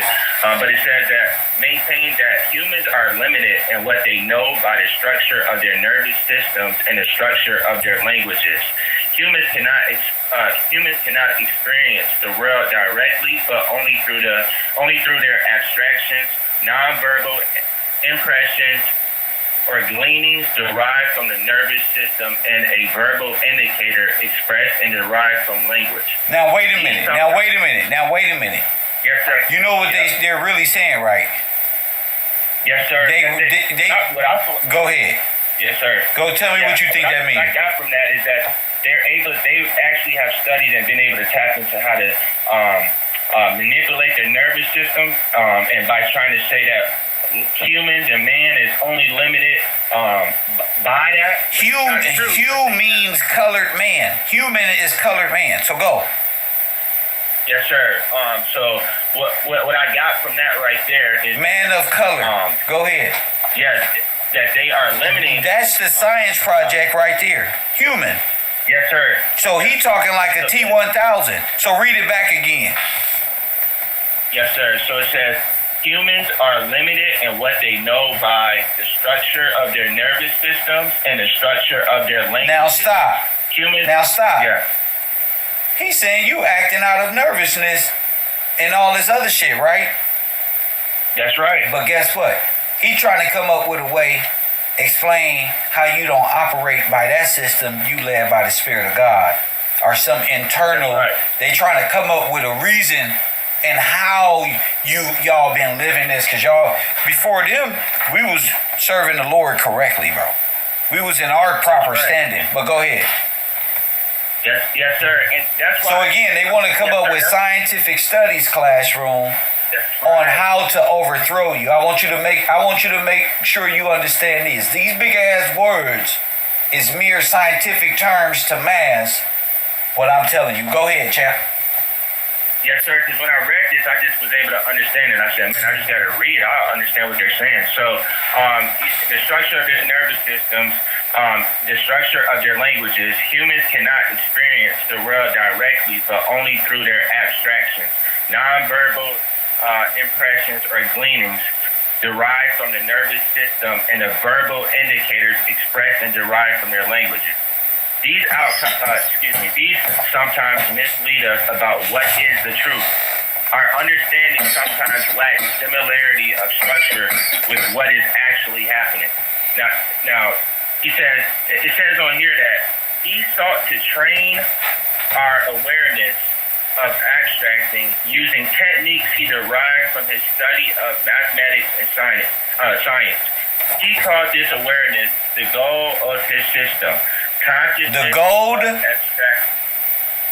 goal. GOAL, excuse me. The goal. Oh, the goal of the system. Go ahead.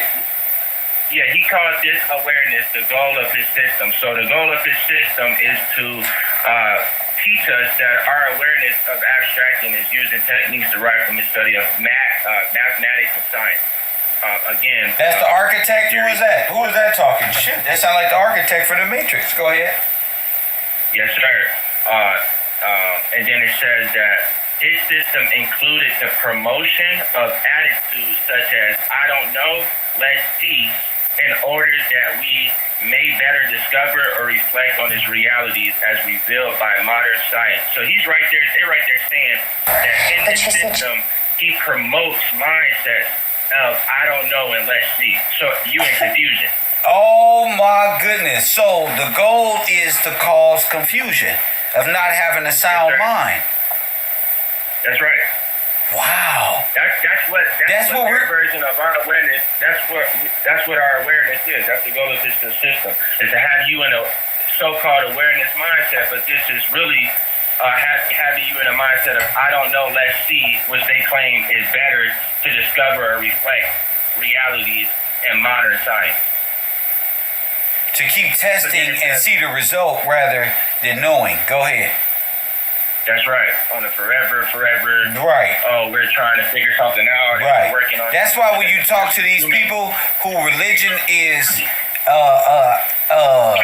astrotheology and things of that nature, it's a continuance of nothingness, because it's a play on of the old, updated a little bit just to go back to nowhere, and you're back on Pluto, and you're back here, and then next thing you know, they scammed you out of $3,000, $40,000 damn dollars. Go ahead, $100,000. Go ahead. That's funny you brought up Pluto, because I'm gonna sidebar it real quick. This guy, part of the system as we know it, his name is Friedrich William August Frobel. He was a German. Again, they claim that he created what we know as the concept of kindergarten. And when I was doing research on it, it goes back to the educational institution, which is a Socratic method. And this goes back to, this was introduced by Plato. So when you said that, it just made me think about what I just discovered with that guy.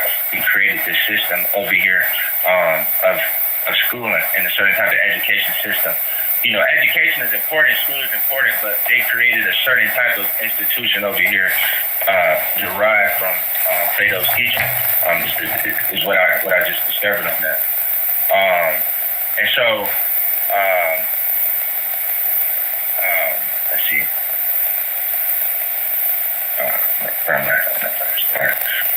And then another part that I wanted to bring up was that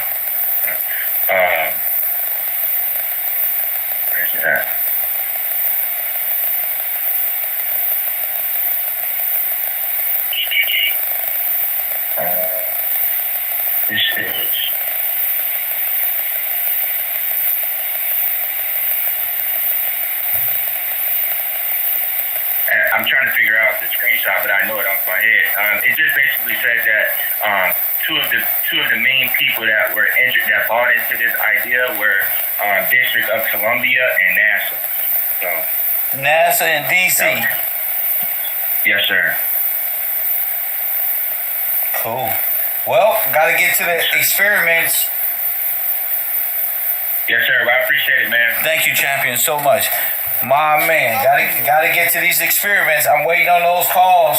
424-209-9506. I need to hear the correlation between the rat race and the freedom land.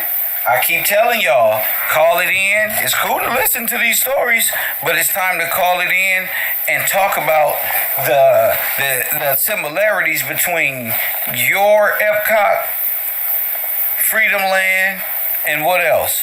That's right here. The mousetrap relating the three. The sequences. What do you see that was in the rat theory that you would see at Freedom Land in Epcot? How could you relate the conclusion of Epcot as if you were making a case that the blueprint of this is what? These science projects back in the day that was done to who? Our people. That was later perfected, turned into chemical companies to keep you long enough to make enough money. Boom, boom, boom, boom, boom, we got it. But it's the companies out there. It's the companies out there, the hair companies, the skin cream companies. Is this that was in the neighborhoods 20, 30 years? I can only speak for what they were doing with us. Who knows? But I'm starting to see that we were always the rats. You were always the guinea pig. That's why president after president keep coming out on every era talking about we sorry we did this to these African Americans in the 19 whatevers and this and that one. And we sit up here, what is the underground? The underground is right in your face. Every day they out there, right in front of your face. You ever see that movie They Live? That's where you at. Press one. You in that movie They Live, where these things is really dangerous things that was put on you to destroy you. Coffee and Kush TV, you on the air, KevRow University. Yes, sir. Terrence Harris from Lancaster, California. Lancaster in the building. What up? What's up, my brother? How you doing? I'm good. You know, I went to Palmdale High School. Yes, sir. Yeah. I Yeah. come across the street, smoke a blunt with dog. Like, Yeah. Searching all your stuff, man. Go ahead, champ. But I came into a couple of things. He's a provocateur. Who? The brother got the dope guy, the dope boy. The dope boy is a provocateur. Look at the beginning. Me and my buddy noticed yesterday. And when you spoke that earlier, you noticed a whole bunch of different shit when you watch the movie again.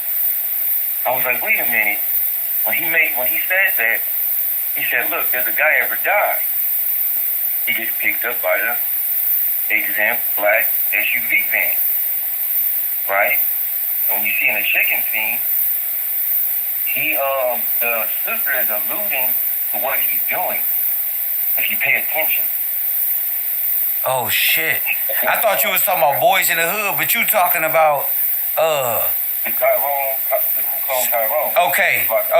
So Tyrone is the provocateur. Yes. Yeah. Go ahead. Yes, sir. Provocateur. And if you look at the chicken scene, she's exposing him. And every time she says something, every time he asks her about what about that Nancy Drew, whatever, she'll blow him off. You know how sisters get down when they want to tell you something. Yeah. She'll blow him off. And then I noticed too when they're in an elevator, the Pinkerton eye, all-seeing eye, that's the camera. Yeah. You're looking into it, and you notice the part when the two are dancing like we do. Like they're like more calm, they're more like, even though we still got that, that kind of soulness about her. Right. He never dances. He never like. Right. He never. That's why he said I ain't never seen him express. He ain't never laughed. No, he never laughed. You know, it's like usually we still laugh. You know what I'm saying? We still got that. Yeah. Power. You feel me? And I noticed another thing too. I looked up the cast members. He's only African. And then. Oh shit. Check this out. Go ahead. I looked on the. Go ahead. No, I'm tripping off of you. Go ahead. You right. And then. Remember when they went in the bathroom? Yeah. They were hiding. Okay, now if you look at a close glimpse at that poster on the wall, it's the Treaty of Peace and Friendship. You see the two hands shaking. Oh shit. I was like, oh, I see a bunch of shit. And I was like, oh man. And then when you talked about Equilibrium, that's an actual movie that I seen back in the day. Yeah, it's more sci-fi, right? Yeah. Yeah, I was just thinking I gotta go watch that. Go ahead. Their soldiers are drug-induced. You feel me? Ah. I'm an 80s baby. And I had my father there, you know, I was blessed. And my father took us out of Compton. Yeah. Real quick before we actually grew up here. Yeah. And where y'all went? We ended up. Oh man, it was so quick, man. I was actually from Texas. And when all the jobs shut down, my father had to leave Texas because that's when the Japanese were coming in. They were buying a lot of the companies up. Right. And TP Mercer was one of the companies they bought up, and they forced a lot of black communities to move to LA after that. We ended up having family out here, moved out here, and it was so damn violent at the time. My father was like, he don't know. We coming from Good Morning to black folks was really cold. Yeah. And my cousin and them, they got caught in the gang banging. I remember my father arguing with my uncle, like, how you let these kids get into that? Facts. You know, that's what I could remember. Yeah. And I went to school in North Hollywood for a minute, and then we ended up moving to Lancaster. Yeah. And that was like probably around like 95, 94. That's what's up. But go ahead, Chad. I just wanted to know because that's what we did. My father was like, oh, hell no. You ain't finna go to Crenshaw. You going to Taft and we the fuck up out of here. Go ahead. I could never understand. Like, how could you kill some damn body going somewhere else? Facts. You know what I mean? Like, I was like, really. It just. But yeah, you can see it in the movie Luther, where the agents were drug induced. And when we're talking about the drug induced children, when I was growing up, a lot of my buddies were on written. Right. Right. All this stuff, and they did end up in prison. Damn. Some way they try to get you, some way, even if you are a good neighbor, they try to get you to deem you crazy. This kid is slow or something. They try to do get you some kind of way. But I noticed in that movie, all the agents were on drugs, and it's like to kill your emotions. It's like to kill your emotions. Yeah. In the movie. Your human side, the human side of you. Yeah. The mercy's like yeah. You out there killing your own people. And I noticed in Demolition Man with Wesley Snipes. Yes. Remember the dude goes, don't you got somebody to kill? So Simon Phoenix said, and it flipped him back into like assassin. Damn, I ain't saw that in years. I just know the movie. That movie popped up. It's crazy because I remember that particular scene. And I was like, I was a kid, you know, when it came out, and Wesley Snipes was my favorite character. He knew all the martial arts and all that stuff, so I was like, I remember that scene when you brought up trigger words yesterday. Yes. I remember that scene in Demolition Man when he said, because he was programmed to do all this stuff in Demolition Man. He was programmed for all this training and all this in his mind, like Manchurian candidate. And when he rose out of his cryostasis, he was like a soldier for this white dude that was in this peaceful society. Now everything was changed. And he had trigger words which he would tell him. That's how he would control him. Could bring him back to that training, and then he'd be this armed killer, or do all the things that he needs to do. But yeah, that's all I had. But I did notice those things in the cast. The two Americans that I know of were Jamie Foxx and the sister in there, and she was already pretty much peeping his game. She peeped his game. She was on him. Like, you don't want to help? You don't want to do nothing? I ain't trying to do nothing. He went to the room. Bam. Like, he was all against everything. And then I looked at the part, the real part when I seen it, too, is when the white man was giving him command. and he was following her, and he was about to kill her. Now take away the other him, because it's really not a different person. It's the same him taking commands. That's why they made it look like he was mentally controlled, but he was taking commands to kill her because that's what he's supposed to do, following out orders.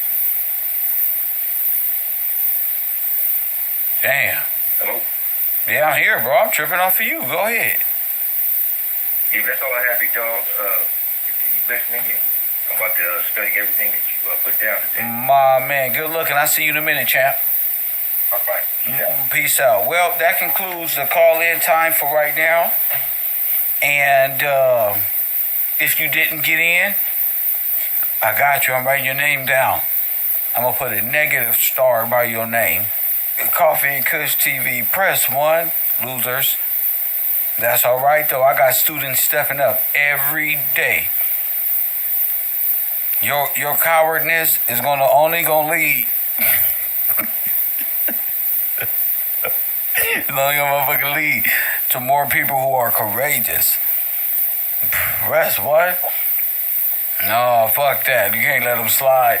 So right now, we're gonna pay attention to these horrible experiments done in the 80s, 70s, 40s, 50s, 20s, 30s, 20s, 10s, and the 15s. Let me see. Let me try to get one more caller in here. Hold on, caller. Are you there? Please be there. All right, Detroit in the building. What up? What's up with you, King? Yeah, that was deep. I didn't really get a chance to catch everything, but I caught the end when they were talking about the gravity and the simulation, how they been playing with it. Yeah. So I didn't really catch everything, so I can't touch exactly on that. So I just, you know what I'm saying? I've been peeping a lot of things, just, learning from you and learning different things.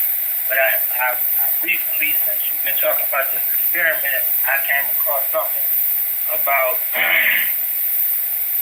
I just sent it to you because I don't want to take you off course of what you already know. You know what I'm saying? But I think it's an experiment that they did on this with her.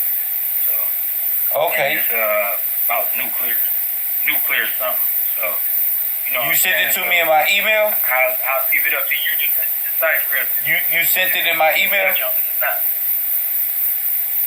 Excuse me? You sent it in my email? Yes, sir. I sent it to your IG. Oh, okay, cool. And you know how you touched on who are you in my Instagram? It kind of Glow Man Fresh West. Oh, this Fresh West. Oh, okay. So you on my other one. I got you. Let me go over here. We about to put another one up. Yeah, it's already bought. All right, go ahead, champ. Go ahead, finish it up. What you on? No. Yeah, but hello. Yeah, go ahead. Yeah, what I was saying, it correlates with the ideological subversion that you be touching on. You know what I'm saying? It's how we said they had the little fake boats and stuff with the wars that you was kind of showing, look like some Motor Patrol boats. Yeah. Little bitty, you know what I'm saying? So this with the nuclear thing, kind of touching on that same little scenario. So that's why I sent it to you. Okay, for sure. Yeah, and it's some kind of experiment that they actually did with the nuclear stuff on towns, and I believe it was all black towns. Oh well, yeah, you gonna have to email it to me because I can't find it. It didn't come through on IG? No, it didn't come through on my IG. Just email it to me as the next person up so I can see it. Thank you, champ. Okay. All right. My man. So check this out, y'all. Check this out. This is a beautiful time to be alive. To bring y'all notes out because this is one series of experiments of nuclear waste and stuff you will never want to miss again. I'm proving to you right now that they've done this and they've been doing this, but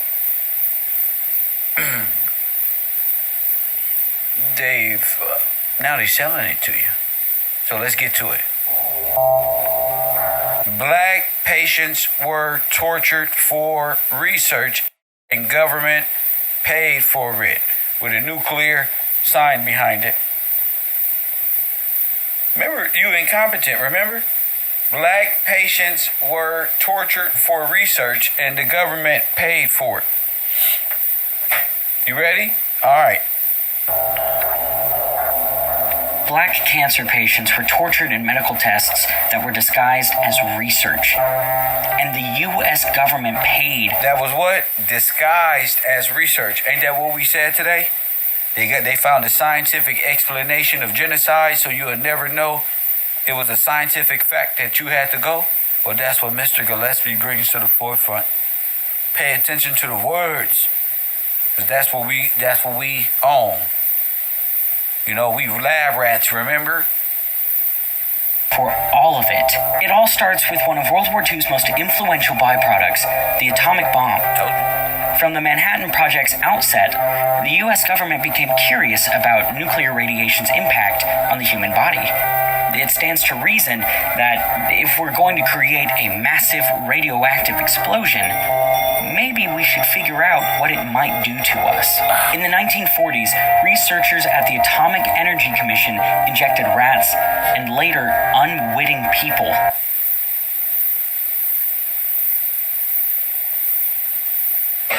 Not like this. Not like this.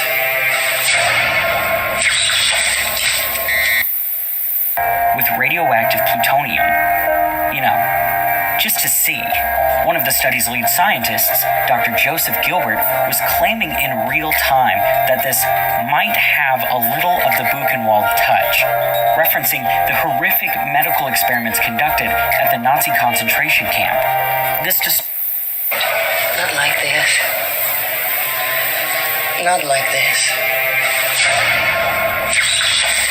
Disturbing parallel apparently didn't have much impact because less than a decade later, a Harvard graduate on staff at the University of Cincinnati named Eugene Sanger applied for government funds. Not like this. Not like this.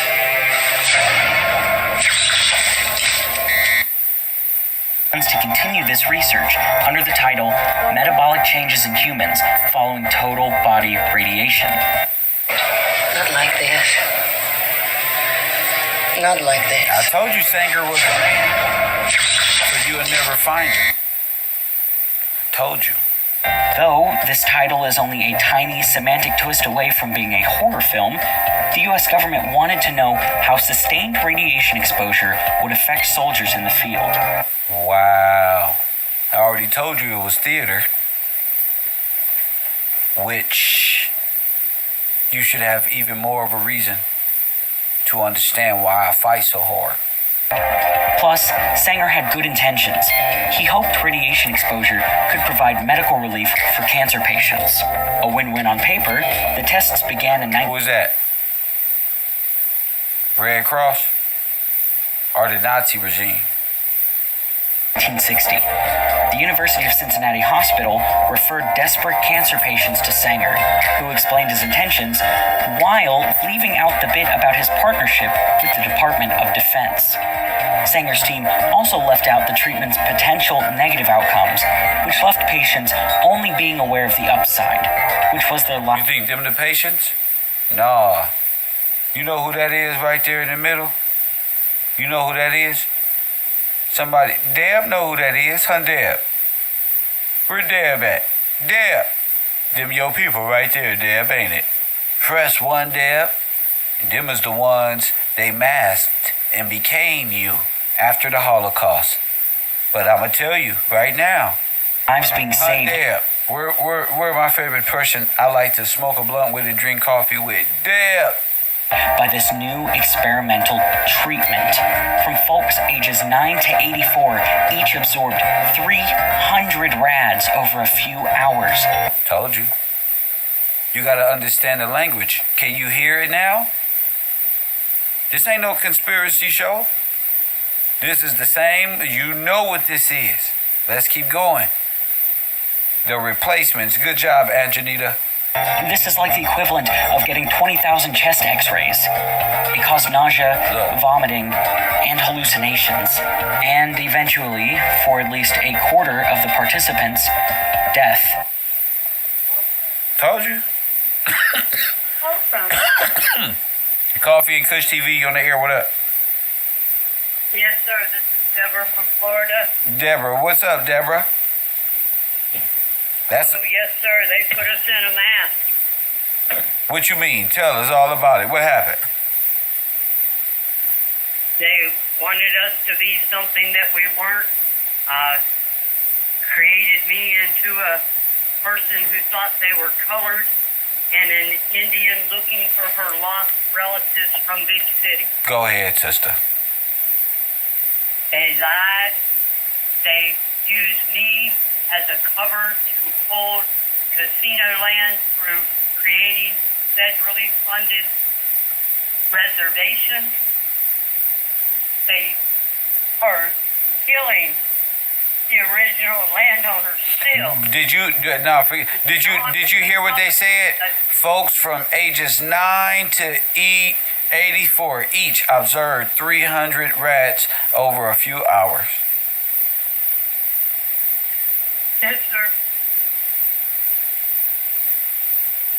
That was a bloodbath. I'm sorry, sir. That was a bloodbath. That's called, you know what that is, don't you? When ages 9 to 84 each absorb about 300. Yes, sir. That's insane. That's insane. That's otherworldly. Yes, sir. Yes, ma'am. That's a holocaust. Say it again. And that's a participation in it. Yes, of course. A Holocaust Genocide. and cannibalism. That's right. So correcting this is take a sound mind and honesty and truth from all overs, because the federal government and Yale University is already coming out with it. Yes, sir. So it's up to our older folks to understand we mentally on that brain frequency, so that pathway of communication is open. Thank you, Deb, for stepping up and being honest. Yes, sir. Yes, ma'am. Oh my goodness, glory to God. I told you. I told you. So you got to learn how to perceive media. I'm doing the right damn what a person say about me. This has been righteous from the beginning. I told y'all, don't get chilling with Kev and smoking a blunt and drinking coffee and get the show confused with how you got to be in this classroom. That's me. If I was in my classroom, I'd be the same way. Yeah, I'd be fooling around, but guess what? My fooling around would be live on the air and laughing at how we can see through this right here. So let's continue on.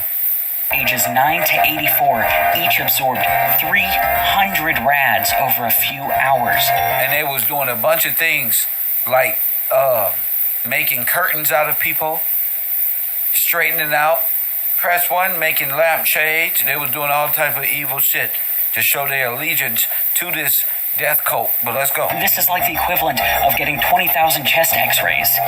It caused nausea, vomiting, and hallucinations. And eventually, for at least a quarter of the participants, death from radiation exposure. But let's back up. These cancer patients referred to the study weren't prominent public figures or other scientists or professionals hoping to rid themselves of cancer. So who were they? About 60% were African Americans from low-income backgrounds. Study notes show the patients had a low educational level with a mean of 4.2 years, a low functioning intelligence quotient with a mean of 84.5. Now, remember I told you in that other movie, all of those numbers dictating?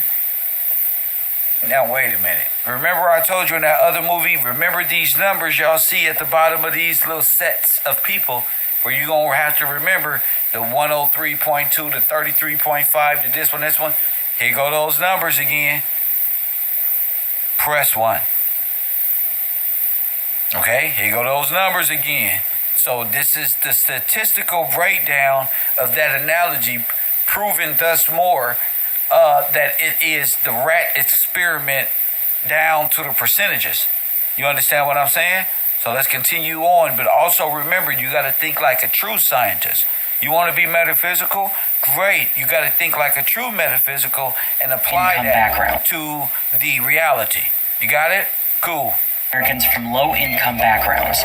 Study notes show the patients had a low educational level with a mean of 4.2 years, a low functioning intelligence quotient with a mean of 84.5, and a strong evidence of cerebral organic deficit.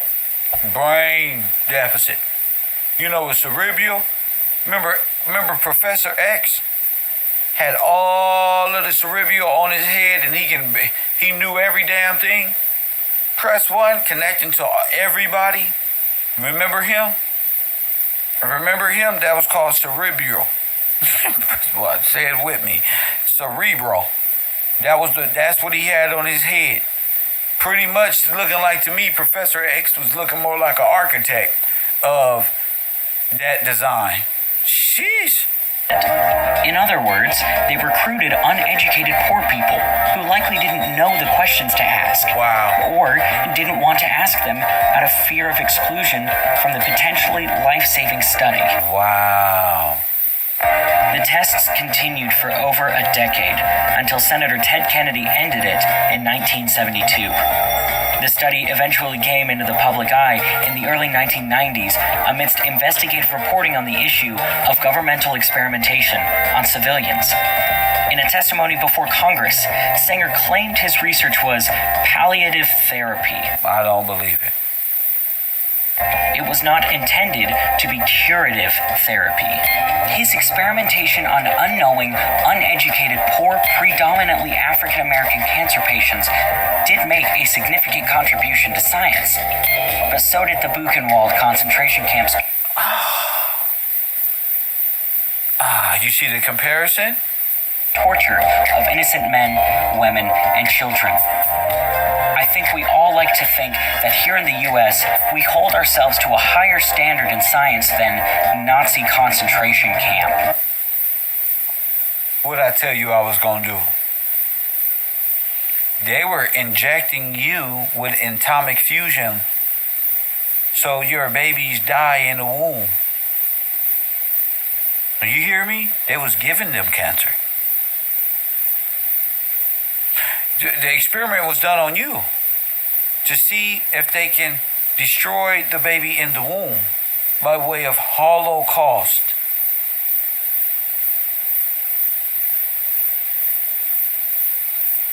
That's what Margaret Sanger was teaching.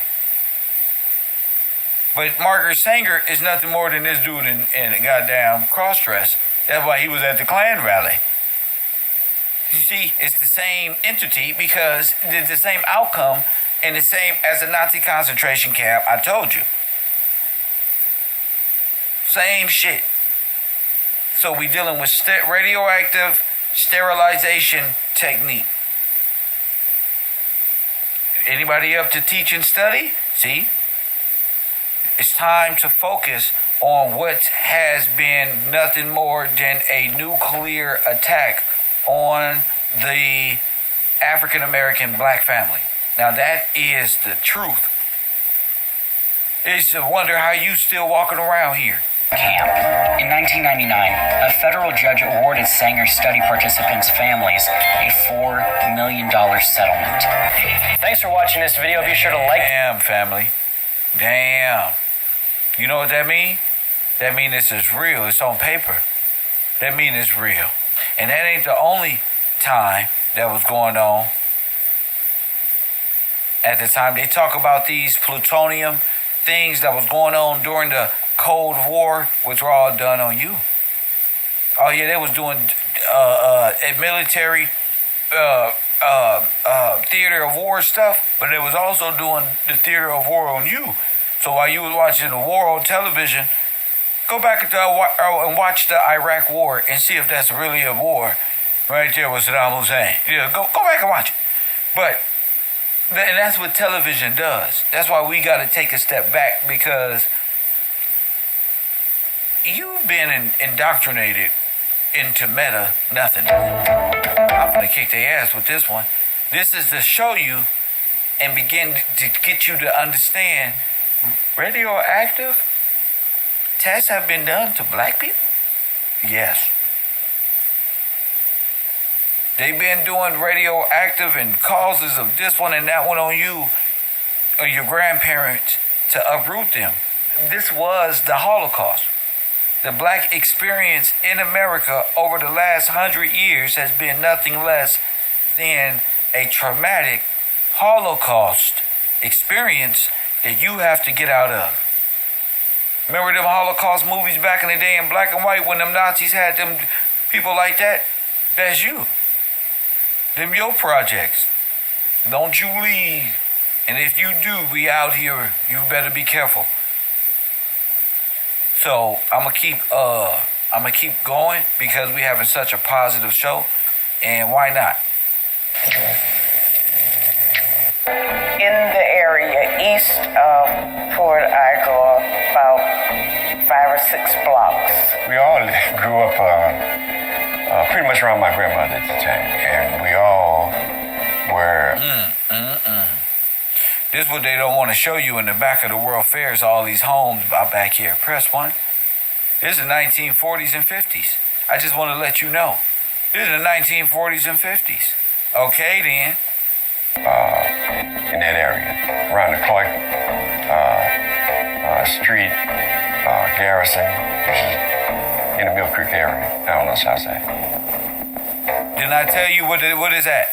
Do you think our people knew they was on the World Fair? Hell no, they thought they was in Freedom Land. Your ass is in a science project. The metamorphosis of the Mill Creek area is only part of the story. Only one facet in the overall master plan for the St. Louis of tomorrow.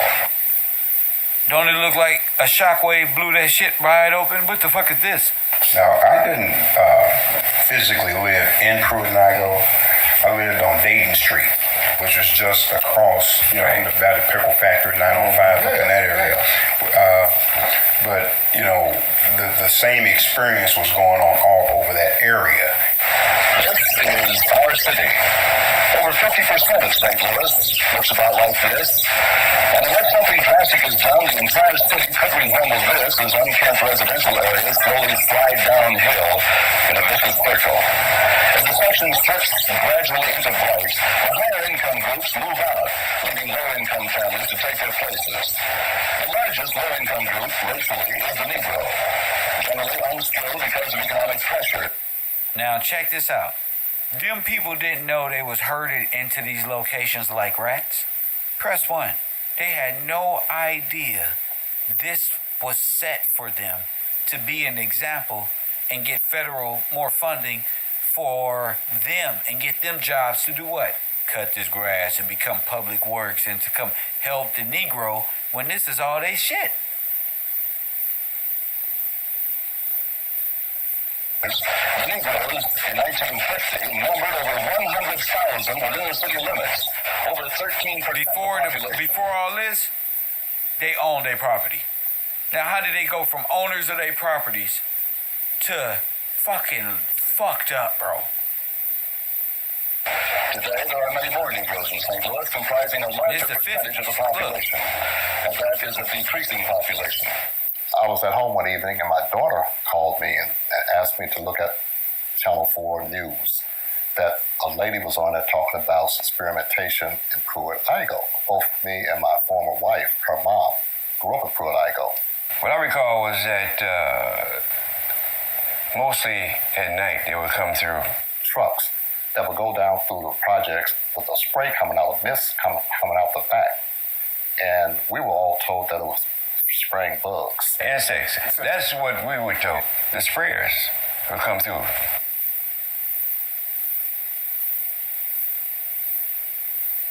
Huh? Not like this. Huh? Not like this. Press 1. Oh my goodness. Got you. Slowly disseminate or spray this chemical down the street. All the down past our houses all the time. behind the darn thing. Absolutely. You out there playing, nobody knew. Your people didn't know. The grown-ups didn't know. They wouldn't have talked to me. I was a child at the time. But in talking with some of my parents' friends, they remember me with. Look like the Nazis getting ready for war, don't it? Don't it? Nah, ain't no chemtrails. No. Yeah, well, you might consider that. No, at this time, this is straight direct chemical attack. Look. These suits on, like germ warfare suits, protect like themselves. What? Like germ warfare suits. Now check this out. Now Taj, when did Germany become a country? Okay then. Like what? German. What? They told you the theater of what they was gonna do to you. And that's exactly what the fuck they did. And he raped your ass right out of the buildings. Documents released in the 90s. Men with these suits Just on. gas masks, bro. Like germ warfare suits protect themselves on top of the buildings. Documents released in the 90s show the Army placed sprayers on this former Knights of Columbus building on Lindell and in Forest Park. Man with this newly discovered force has at long last gained the upper hand in our age-old struggle. It came from laboratories where top scientists from famous universities. Press one. Once again. So you're the German. But anyway, let's get finished. Look at this. More laboratory. Look. That's really Kool-Aid, but look. Damn, that's crazy how we drank the Kool-Aid, wasn't it? Industrial and government organizations collaborated to develop something new and different. They succeeded. I've had acquaintances that has had illnesses, undiagnosed illness, but I never years earlier associated it with the testing. Public Health Department staged demonstrations to convince the public of DDT's effectiveness and safety. Enthusiasm for the chemical knew no bounds, and few were questioning the wisdom of such use. Public places and private backyards were being treated whether people liked it or not. I grew up in Puerto. What the fuck? Remember I told you? Oh my goodness. Associated it with the testing. Public health. I've never seen this, y'all. I've never seen this, bro. In my life, I've never seen this before. This right here is KevRow University, y'all. This is why I do what I do. Department staged demonstrations to convince the public of DDT's effectiveness and safety. And that wasn't nothing. That was just a smoke, whatever. Enthusiasm for the chemical.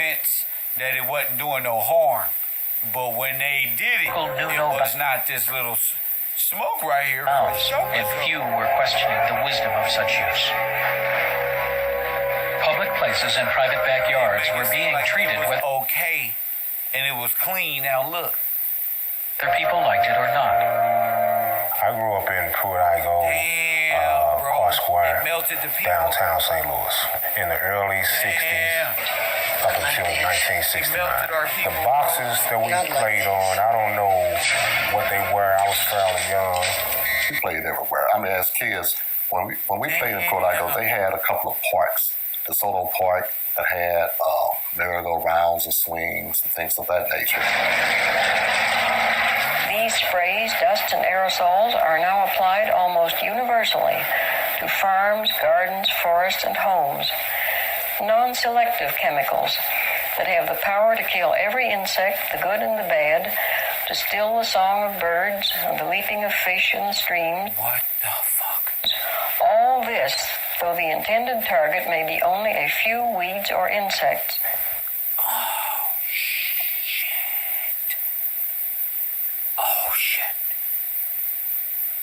Oh my goodness. They had no concern about where they sprayed it. They would just come down the street. Kids were playing in the street. They continued to spray. It didn't matter to them. Because that's a foreign invasion. A number of years ago, I worked with a woman when I was knew it. They waged a chemical war. Doing research professionally, and she came to me and said that she had had an incident happen when she was a child where she had been on the playground at school and she had been sprayed by the military. And I thought it wasn't like anything I'd ever heard before. She believed that her breast cancer was connected to this event, and she wanted to know if I knew anything about it. There was the dispersing of radioactivity in the air over cities, at schools. A week or so later, my neighbor came over, and I didn't know her very well. I think we'd just moved in, and she told me that she had had a very similar experience where she had been on the playground at school and had been sprayed by the Army, and she believed that a brain... Sprayed by the who? By the Army. Tumor that she had had 10 years previously was connected to this open-air study in St. Louis. The greatest concentration of this compound was sprayed near the Pruitt-Igoe housing complex just south of downtown St. Louis. It was home to 10,000 low-income people, and an estimated 70% were under the age of 12. Initially... What the fuck? They were sterilizing them. This open-air study in St. Louis. The greatest concentration of this compound was sprayed near the Pruitt-Igoe housing complex. Damn! Didn't I tell y'all? We had them. Right here. Look at this. Just south of downtown St. Louis. It was home to 10,000 low-income people, and an estimated 70% were under the age of 12. Initially, I was looking at chemical and biological weapons testing and development. I mean, it was very scant research out there, but virtually everything always classified it. I kept hitting a lot of dead ends until I picked up a book. It's called The Plutonium Files, America's Secret Medical Experiments. And guess what the Kev got? The Plutonium Files for y'all motherfucking ass, nigga. In the Cold War. Told you. I fucking told you, bro. I'm the motherfucking. We are the champions. I don't give a fuck. I will watch this whole world fall into the ocean. Listen to me. I want you to know tonight, I may not get to the promised land with you, but I'll see. I kicked y'all ass all over this internet, nigga. Fuck y'all views. That feels good, bro. To have a class of study to show that they waged war against you, and you just sitting back. Oh, I know how to get you thinking now. Well, as I read it, I found her talking about a man from St. Louis who is also the subject of my investigation connected to the St. Louis open air studies. And I realized that there were an awful lot of common parallels between what she was looking at, which was radiation injection studies, and what I was looking at. Radiation what? Injection studies. Press 1. I told you. I fucking told you. I told you. I'm not taking calls right now. I told you. With a lot of the same players, a lot of the same people, including this man by the name of Louis Hempelman. The telegram has to be decoded, but if you can read it, it's from Robert M. Fink, who was a doctor at the University of Rochester. Oh my goodness! And it's to Doctors Wright Langham. I found him. Didn't I tell y'all we was gonna find a nuclear war waged against black people? Well, guess what I did? Guess what? I'm not just saying black people, you just went and created a genocide against you. No. I just want you to know Margaret Sanger murdered 200 million of our people, bro. A whole Holocaust. And that's just a way for me to just tell us the truth. But now you know. I wouldn't have told you the truth. I didn't lie you. Because now look, radiation control. Look what they did to you. Did you notice what they was doing? No. They don't made you think it was okay to do what? To go through the process. Damn, that's some powerful shit. And Lou Hempelman. So Langham and Hempelman were two experts on ionizing radiation and the body. And it's dated November 30th, 1945, 11/30/45. And it says HP3 and HP4 injected Tuesday, November 27th, HP5. Where he called him nigga 1 and nigga 2? Remember? We laughing? That was funny as shit. N1 and N2. I'm sorry, that was funny as shit. Oh, black people. See how we got to go through all this to tell you the truth?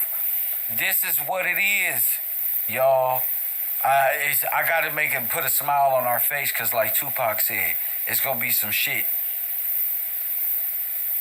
that Kev Gill's going to show you that's going to make it hard for you to smile. But whatever we see, bro, we got to remember to keep our sense of humor about this situation because this is some horrible shit. Were two experts on ionizing radiation and the body. And it's dated... Ionizing radiation and the body. November 30th, 1945.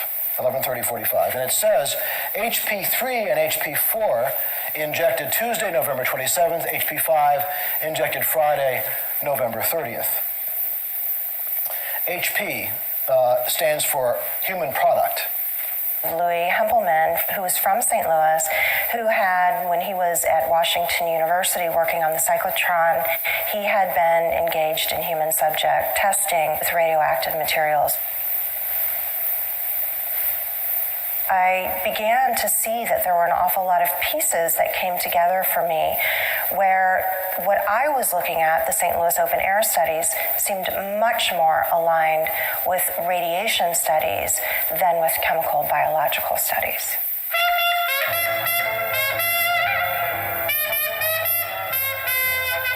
The atmosphere was, we didn't have but a couple of politicians, black politicians during that period. Housing reformers pressed lawmakers to replace the slums with clean, modern housing, to re-energize the Depression-era housing program that had been stalled by the war. They found an unlikely ally in civic leaders and politicians who began to see the ring of slums as an eyesore that blighted the aging downtown area. Eager developers desired valuable inner-city land, while anxious... Didn't I tell y'all about the development and the developers and the city planners and how it went back to the rat race and all that? Pay attention. Hey, and while you paying attention, if you haven't made your way to Cash App, go to my Cash App, hit that Gills gang so I can give you a shout out at the end of this program when the bell ring, because this some fire-ass information you probably ain't never heard before. Business interests worried fearful consumers were being driven away by the slums. The downtown interest just wanted the slums to go away. They didn't particularly care what happened to the people, but because they were wealthy and powerful, they were a very important part of the coalition. Told you. That passed the 1949 Housing Act. Okay. We had an alderman, but I don't... Back then, I don't remember our aldermen being as favorable or coming around to see about us as much as they are now.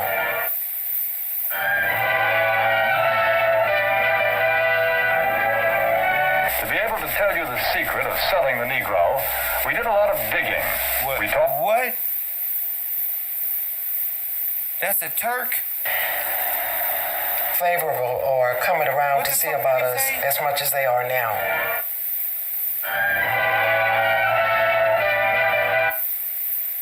What the shit? To be able to tell you the secret of... That's Walt Disney, brother.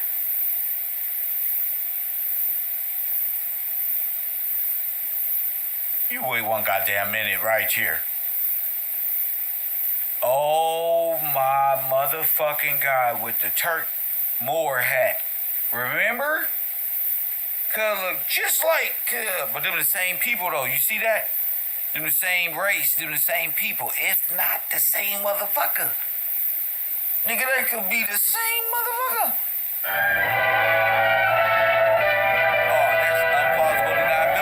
To be able to tell you the secret of selling the Negro. Where this picture at? I gotta find. This is a motherfucking shame. We did a lot of digging. I'm fucking excited. I don't know what to say. Phones and Hold on, I feel like I completed a mission. They did something, man. You piece of shit. I knew that nose. That motherfucking can steer a motherfucking Maserati from the back seat. Press 1. I knew that. I don't remember our aldermen being as favorable or coming around to see about us as much as they are now.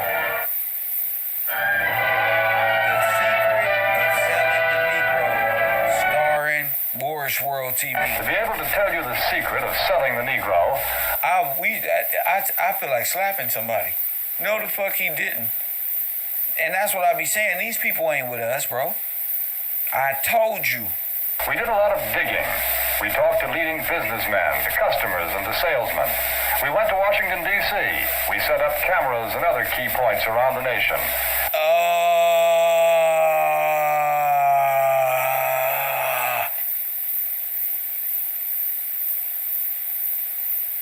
What the fuck? Oh my goodness. And out of this all, there emerged a story. The story of a new market.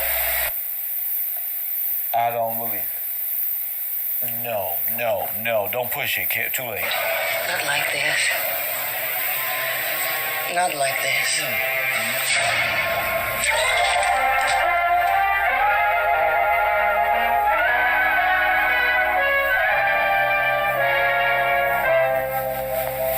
Yes, this is the market we're talking about. The new Negro family. Their name is Wells or Wilson, Smith or Brown or Alexander or Breen. They live in Chicago, in Atlanta or New York, in Detroit, St. Louis, Los Angeles, any one of the thousands cities and towns. The essence of now, what's the difference between them and the my fucking public housing was that the public sector could do a better job. People who had been living where they literally never saw the sun, now they would have more magnificent views than the richest people in St. Louis. My experience in Pro-Igo was, it went from Camelot to Little Korea, as they call it. Oh my goodness. It would. You know who Camelot is? That's a kingdom. That's King Arthur. This is fucking insane. When my family first moved into Pro-Igo, I was 5 years old, I believe. Outside one of the buildings in the mud, the slush, and the debris, we found this button which looks a bit the worse for wear. It says, "Make Pruitt-Igoe #1." That undoubtedly reflects the feeling of many of the residents who live here. Pruitt-Igoe wasn't that bad. It really wasn't. Even the people who lived in the building, they got along. We used to have, I remember that we used to have little activities outside to do for the kids, and we used to have meetings to think about what we're going to do for our buildings and different things like that. It was an okay place to live when it first started. It was like the greatest thing since sliced bread.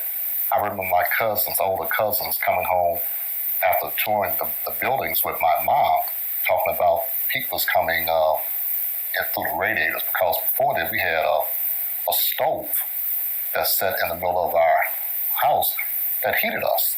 All over the country, families such as this are enjoying new prosperity. They have new interests, new standards of living, a buying power they've never enjoyed before. They had elevators. And Pruitt-Igoe was really clean. It was neat. The truth of the matter is that the Negro lives pretty much the same as other folks. He buys pretty much the same way, too.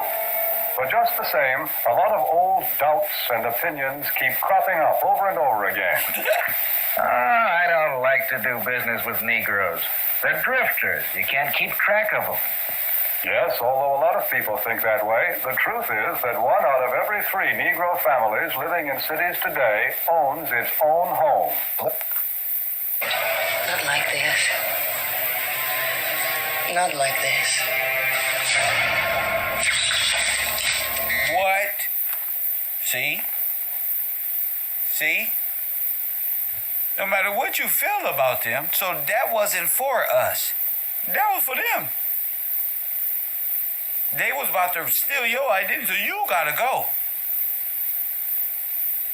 So you can think who a drifter. Give a fuck what you think about them. 1 out of 3, 2.7, own their own home. What the fuck is you talking about? Y'all don't own shit. You better go home and rethink your strategy. Press point. There was a lot of involvement of the neighbors, and it stayed that way until about 1959, when there was a major tornado that hit around this Fort Igo area up on. Wow.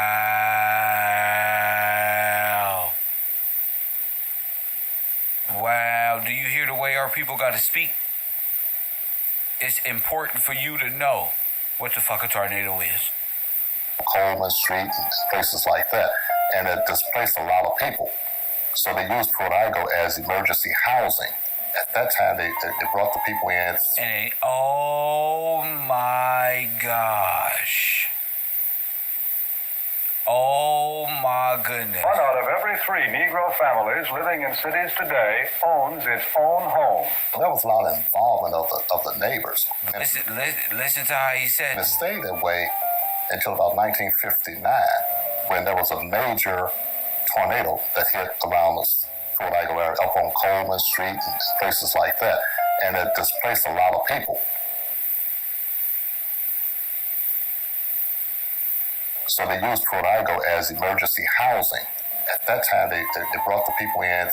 Supposed to be a temporary situation.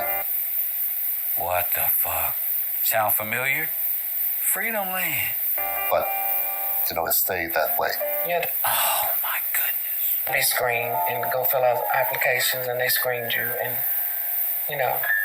So when I'm saying it's oh my goodness. rough and everything. So what I mean by that, good and bad. Oh my goodness. So if they felt that you weren't up to par enough to live there, then you didn't get in. If you had something that would be harmful to the neighborhood, or you might cause problems or something like that, you didn't get in. My mom and dad and all the residents that were down there with us early on, 1955, 1956, they went through a stringent application process to get into Port Igo. So when you had this emergency come up, these people did not have to go through it. So they let a lot of oh my goodness people they probably would have normally let into Port Igo, and shortly after that was when the maintenance and stuff like that, the federal money started being cut to take care of the buildings, and that's when we had the downfall in the upkeep of the Port Igo. Maybe so, but Negroes are poor credit risk. Now, could you believe that? I don't believe it. More of a credit risk than any other group. Actually, the Negro homebuyer meets his payments faithfully, often more faithfully than other race groups in the same economic level. That's the information we got from people who ought to know, the National Association of Real Estate Boards. Well, maybe, but I've always heard that Negroes buy shoddy, poor quality merchandise. No, it's just the other way around. According to leading researchers, in proportion to population and income, Negroes buy more quality products than any other comparable United States group. Now, stop. Now, that goes back into what's the name said. How the fuck are we the criminals when you create more of the crime, 4 times more criminal to us? That don't even make fucking sense. But actually knows the Negro problem. The average white man meets a Negro at work when we're in an inferiority position. You hear a lot of Southerners say, well, the Negroes that I've been around, they say they want segregation. They don't want to move into our schools. Well, this is what I call taking the fifth. If Jimmy Hoffa and all the big movements can take the fifth, then how come we can't take the fifth? We won't even take the first when we can't get to 14. They start moving black. Wow. In these housing developments during the 50s, it was segregated, so everybody had to stay in the same location. All of the attorneys, the physicians, the teachers, we all stayed in the same neighborhood. Mostly, speaking of the white community, my experience with them were basically they were shop owners. So there was not very much interaction as far as socially, during that time. As I began to get older, when we moved to Park Square, I actually had experiences, with going downtown and, being chased home by white kids. My aunt owned 2 cleaners in the city of St. Louis. My father owned 2 bars, but he had been a sharecropper. They all came to St. Louis to do better, and they did do better. And so they had all these black schools that were named after black people. All those schools are gone now. Came in, took all the jobs out. Most of the blacks left. We went to black schools. All the teachers were black, and they loved us. And they wanted us to do well. Well, they shipped all these kids out to places like Chesterfield. They gave all the money to the bus companies. In America, they charge just like jail. me more money for automobile insurance, and they will never admit that in the Negro neighborhoods they have poor lighting on the streets and bad streets and small streets and overcrowded conditions, so I have more cars per acre than white folks have, so naturally I got more accidents per acre than white folks have. But in here, as me and my brother was discussing today, they charge you more for license because they say you're a bad driver, and they turn around and 60% of the bus drivers is black. Our neighborhoods are run down now because there's no money here. And so it's just a different mindset. And then drugs weren't that prevalent in our community when I was a kid growing up. First of all, it's important to understand that there was a scientific animus, and it posited that black people were very, very different from whites, medically and biologically. And this provided a rationale. Told you.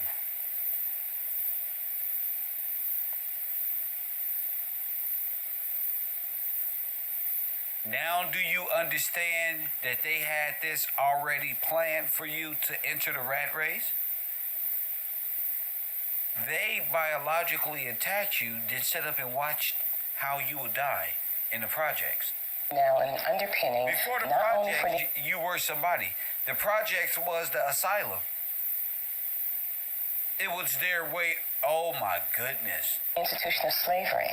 Slavery probably could not have persisted if there hadn't. Hold the fuck up. In our community, when I was a kid growing up. First of all, it's important to understand that there was a scientific animus, and it posited that black people were very, very different from whites, medically and biologically. Now check this out. All people in this nation, besides you, claim to be white. So all nations is using this analogy to call you dumb. That's the reason why you can't lift you heard on Fresh and Fit. That's why they lazy. They're all coming from this perspective. Do you understand? They were raised to look at you like you were lazy, like you were nothing. It was the color of your skin. They all clap when they all wrong. You know what I'm saying? And we have to be knowledgeable enough to understand all sides of this spectrum. That way, when we place these arguments, and you place these arguments in your world that you are, there is no more plausible deniability. You understand what it's like to be Neo and fuck them up with words and knowledge and wisdom, and you will see how easy it is to fight for your right to live and not have this done to you. Forget reparation. Why are you chemically attacking me with biogenetic? See, that's a lot different than Tariq Nasheed begging for reparations. Why are you attacking me with chemicals and radioactive material that was used in the Manhattan Project? That's a criminal offense. And this provided a rationale and an underpinning not only for the institution of slavery. Slavery probably could not have persisted if there hadn't been this medical underpinning, but also for the use of blacks in research. For example, it said that blacks were less intelligent, subhuman. All this was done there. This ain't got nothing to do with slavery. They hide their science project behind the ugliness of slavery. You wasn't brought in on no boat. You was brought into the ship and did this too. Understand? So it's time to wake up that they did this in the 1900s, just a few grandparents ago, and they need to be held accountable for their biohazard ass attack, chemical attack, Saddam Hussein style nerve agent or orange nerve agents on black people. Agent Orange, come on. It's not even quite human, that they didn't experience pain. They're not human. They don't experience pain. Anybody been to jail? Then you did this. They did this to you. I told you. Anybody been to jail? Then they did this to you. And you know it's true. So you might as well hide the facade. Press 1. They did this. There hadn't been this medical underpinning, but also for the use of blacks in research. For example, it said that blacks were less intelligent, subhuman, perhaps not even quite human, that they didn't experience pain, that they were immune to diseases like malaria and heat sickness. You've been in jail like this, don't lie. Impossible for whites to work in the field, but made them perfect for labor in the field. The St. Louis testing links to a company called U.S. Radium. U.S. Radium opened its doors at the turn. Look at this. Rah. Press 1. Now you know where your belief come from. Now you know where your belief come from. Press 1. Now you understand, Mr. Gillespie. Yeah, boy. Now you understand. Rah. Press 1. Hit the like button and subscribe. Art, tell him that boy Kev ain't nothing to fuck with on his internet. Now you understand your alchemical and allegory is nothing more than a science project, boy. So y'all better listen up. Very clear. G14 classified. Of the century, and they were selling radium as a sort of a cure-all product, and it was marketed that way. U.S. Radium wanted to capitalize on this product. They hired a lot of young immigrant women to work in their factory, and they produced glow-in-the-dark watch dials and clocks. And the young women would use paint that had fluorescing properties to paint the watch dials, and in doing so, they would use small paintbrushes to hand paint these watch dials, and they would do what was called tipping the paintbrush. So they would use their tongue and they would get a nice point on the paintbrush and paint that watch dial, and they were trained to do that. Now, they knew from rats that... They knew from what? Rats. That plutonium in rats goes to bone, and they knew from rats how fast rats excrete plutonium. You don't want this stuff in your body for very long. It's what radiologists call an internal emitter. You don't want that. You especially don't want it in your lungs.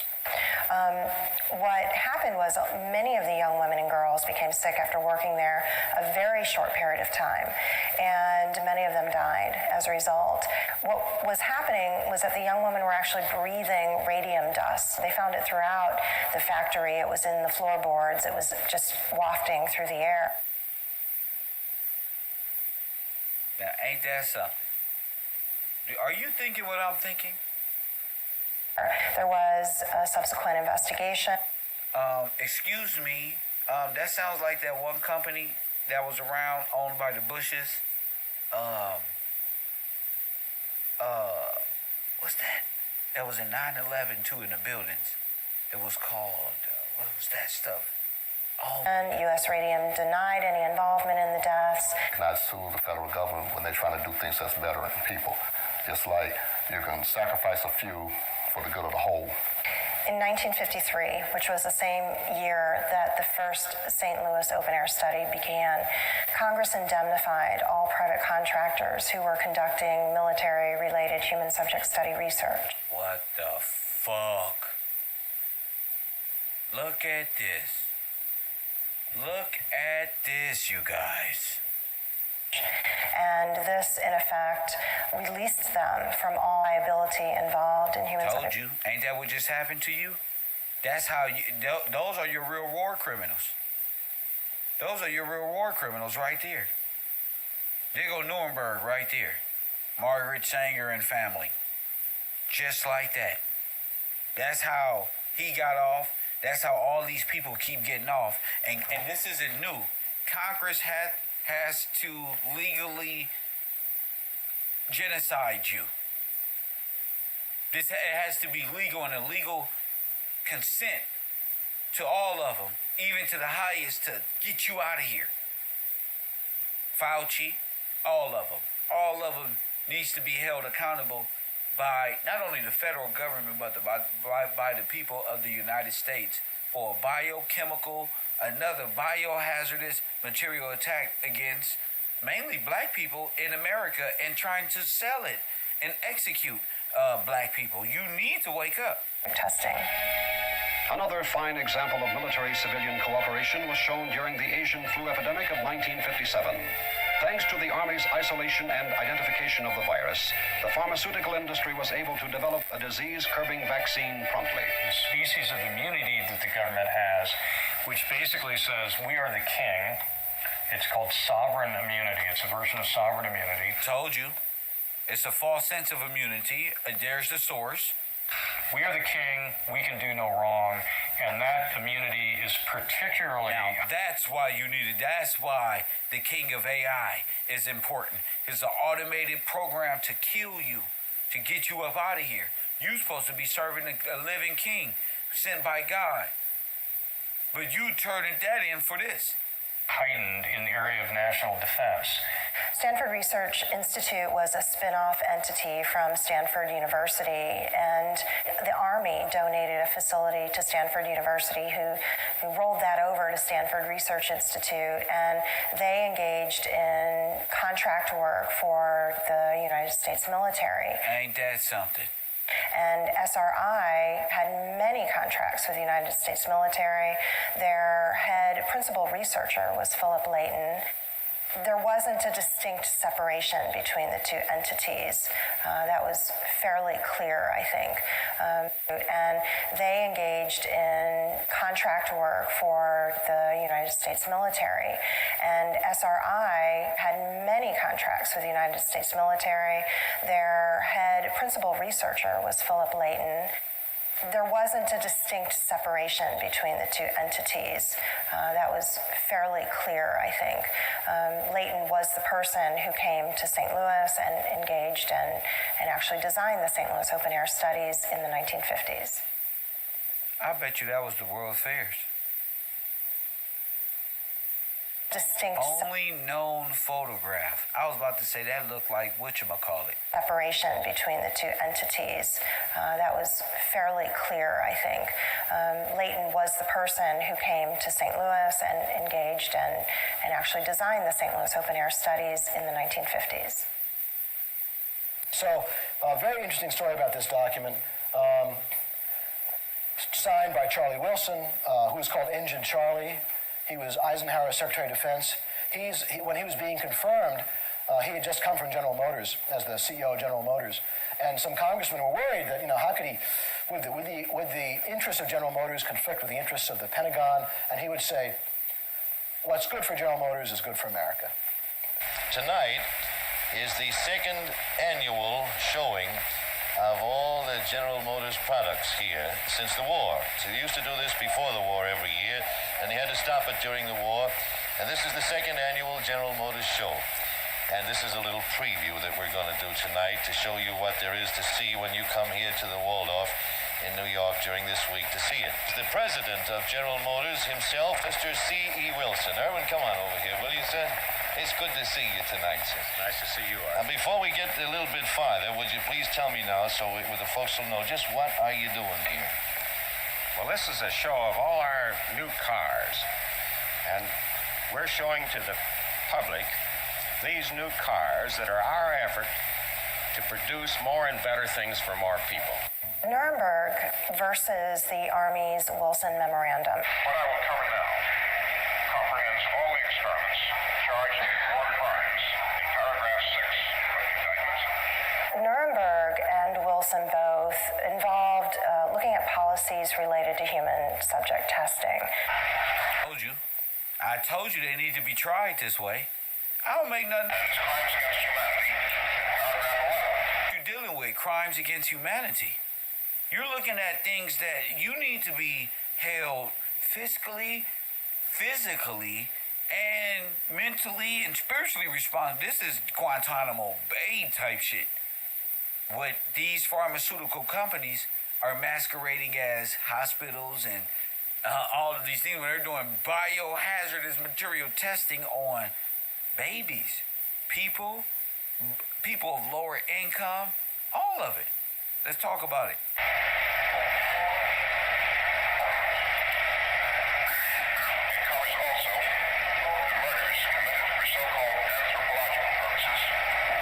This covers also the murders that happened for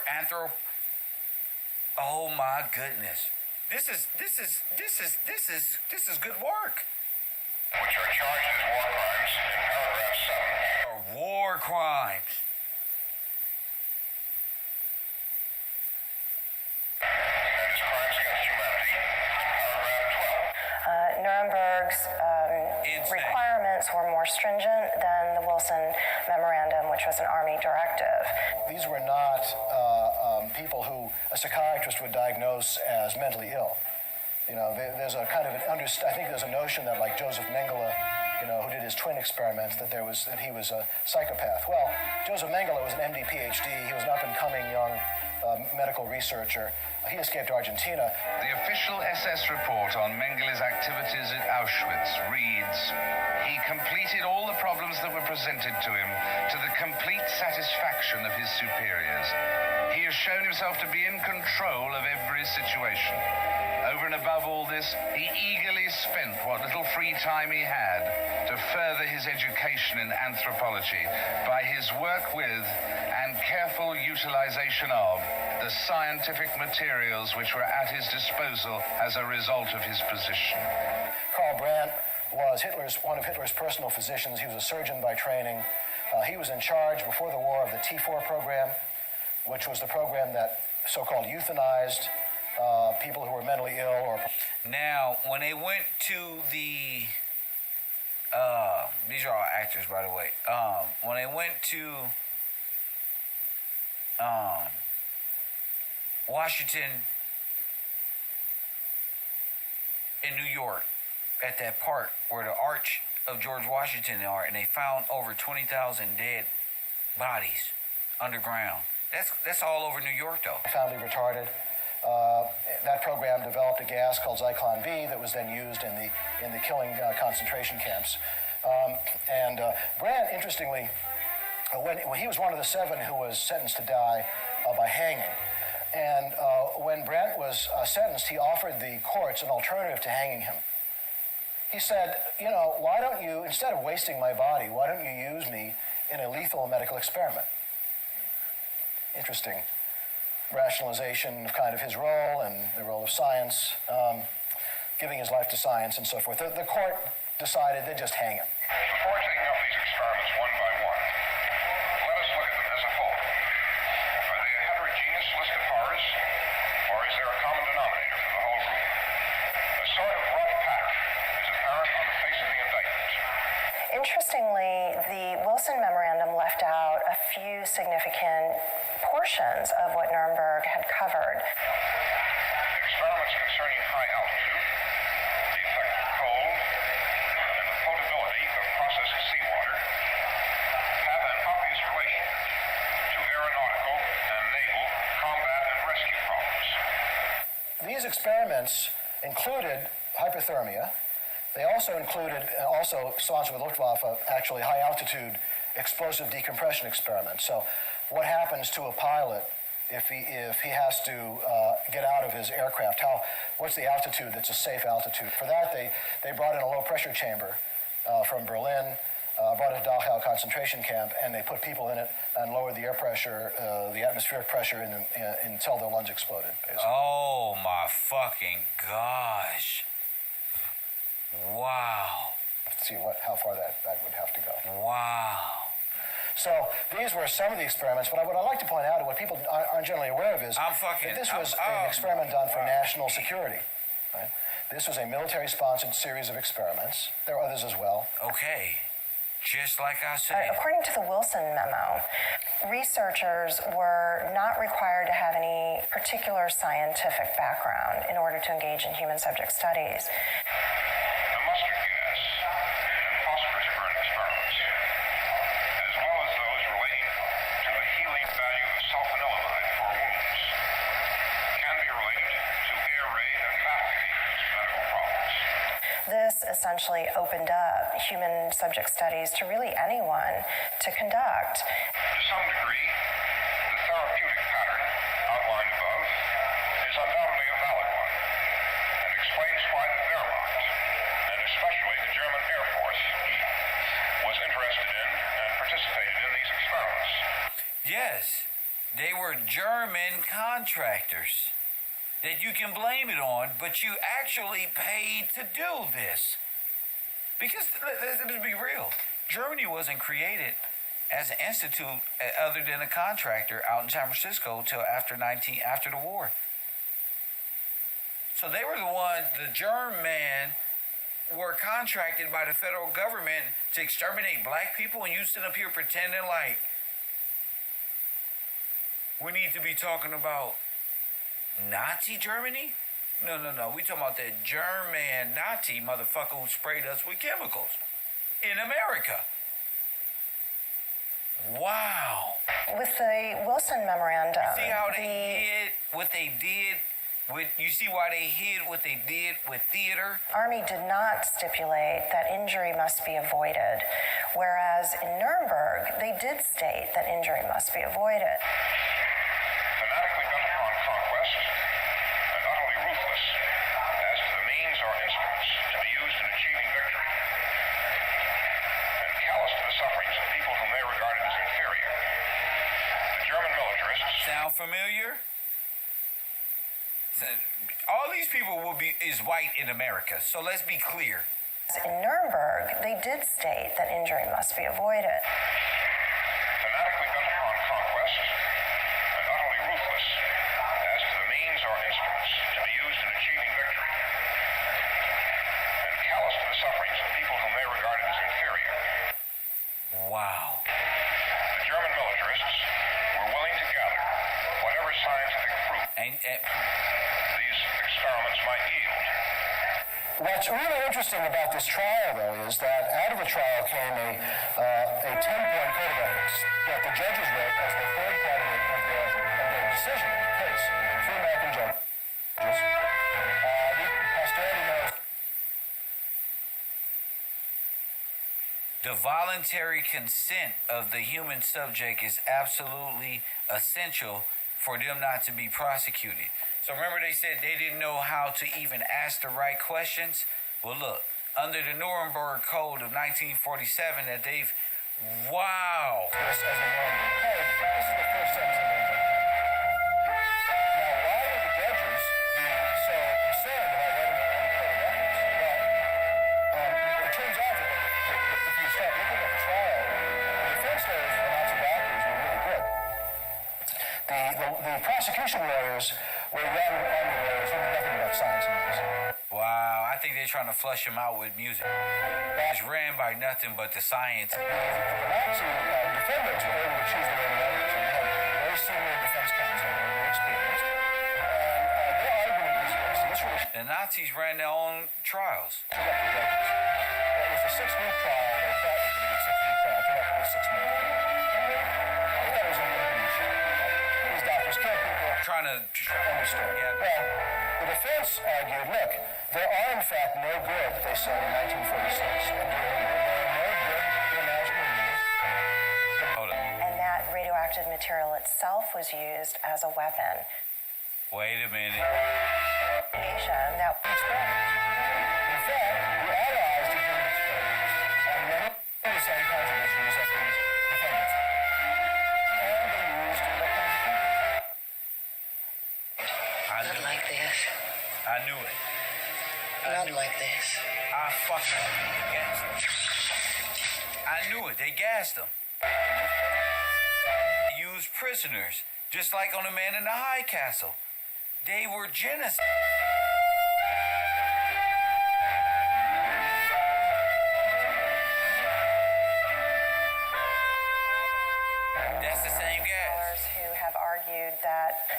radiation aspect of the damage in Japan was actually concealed.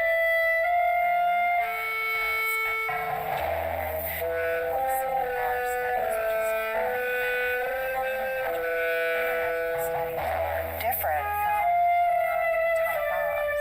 There was no detonation. It was radiation that was added to foodstuffs. Radiation that was added to the food stock. And that radioactive material itself was used as a weapon.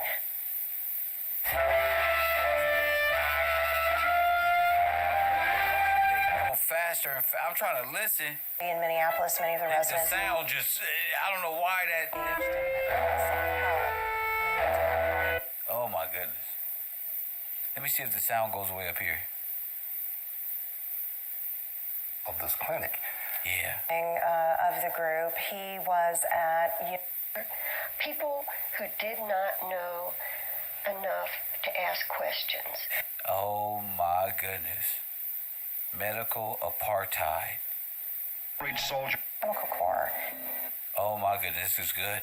When you look, though, at other documents, what you see are certain terms that are used, such as target zone. Oh my goodness, this is the man in the high castle. This is the man in the high castle. And target area. Gas. So St. Louis was chosen because of certain conditions, meteorological factors, building structures, access to a river, access to a labor pool or a university with a labor pool of students. When you look at other documentation that preceded the St. Louis Open Air Study, you can see that the Army Chemical Corps was interested in conducting studies where they could use a North American city that was similar to a city in the Soviet Union, such as Moscow. So they were trying to find a city that was its closest match here in North America. Philip Layton was... So they overlapped the maps. Got you. Was director of operations at Dugway Proving Ground. He was also a colonel in the Army Chemical Corps. The concentration camps. Just prior to the St. Louis studies, they had conducted at least 14 open-air studies at Dugway Proving Ground. Damn. And those 14 open-air studies involved the spread of radiation in a cloud. I refer to them as embedded studies. So an embedded study is a study that is going on that's sort of concealed underneath another study. Wow. So another study... What did I tell you? What I tell you, underground. So it's going on concealed under another study. So you got the blueprint, Epcot. You got Freedom Land, Epcot. All that shit going on right there. It's sister cities, of course. Study might be very public, might be very well known, might even be approved of by local. These are sister cities. Community members and local leaders, but embedded study is a study that is essentially attached to that study, and as a result of that, there are all kinds of studies that have occurred that are much more concealed and classified and secret. Reports of these countless experiments and achievements are kept in the National Library of Medicine, formerly the Army Medical Library, and called America's greatest gift to medicine. In the area of human physical experimentation, Army doctors and scientists are primarily interested in the capacities of man himself.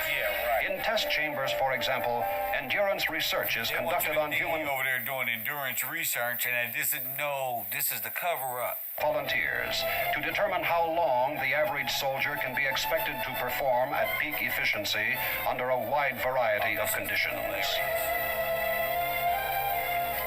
The result of these experiments with volunteers, who can drop out at any time, are put to use by military commanders to obtain the greatest utilization of troops who might have to fight on a fast-moving atomic battlefield. It was all fake.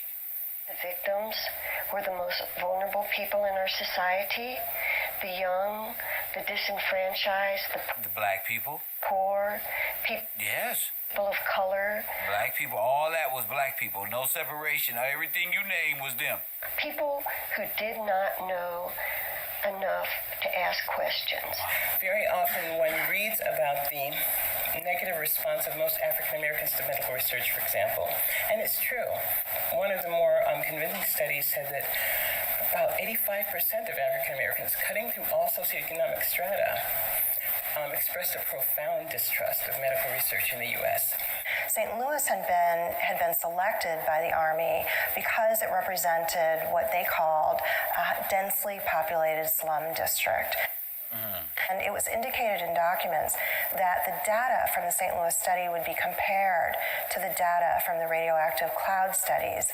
Many of the researchers involved in CBR research, and in particular radiological weapons research and development, were actually quite young. That's why now let me ask you, let me ask y'all something, because it was coming through the infamil and the baby stuff. Y'all remember those things that was hanging on the wall that the rats would go eat out of? That's that shit right there that was in the food. They was given the food with the chemicals that was placed in it. Do you understand? These chemicals that had them rats tripping and fighting each other and acting were all under different sets of chemicals marked by the architect. So if the rat was pink, all the pink ones was this. All the blue ones was this. All the red ones was this. All the this ones is this. And it was all coming from these radioactive scientific experiments that they were doing by way of corporate food companies. These companies, before they were companies, were science projects.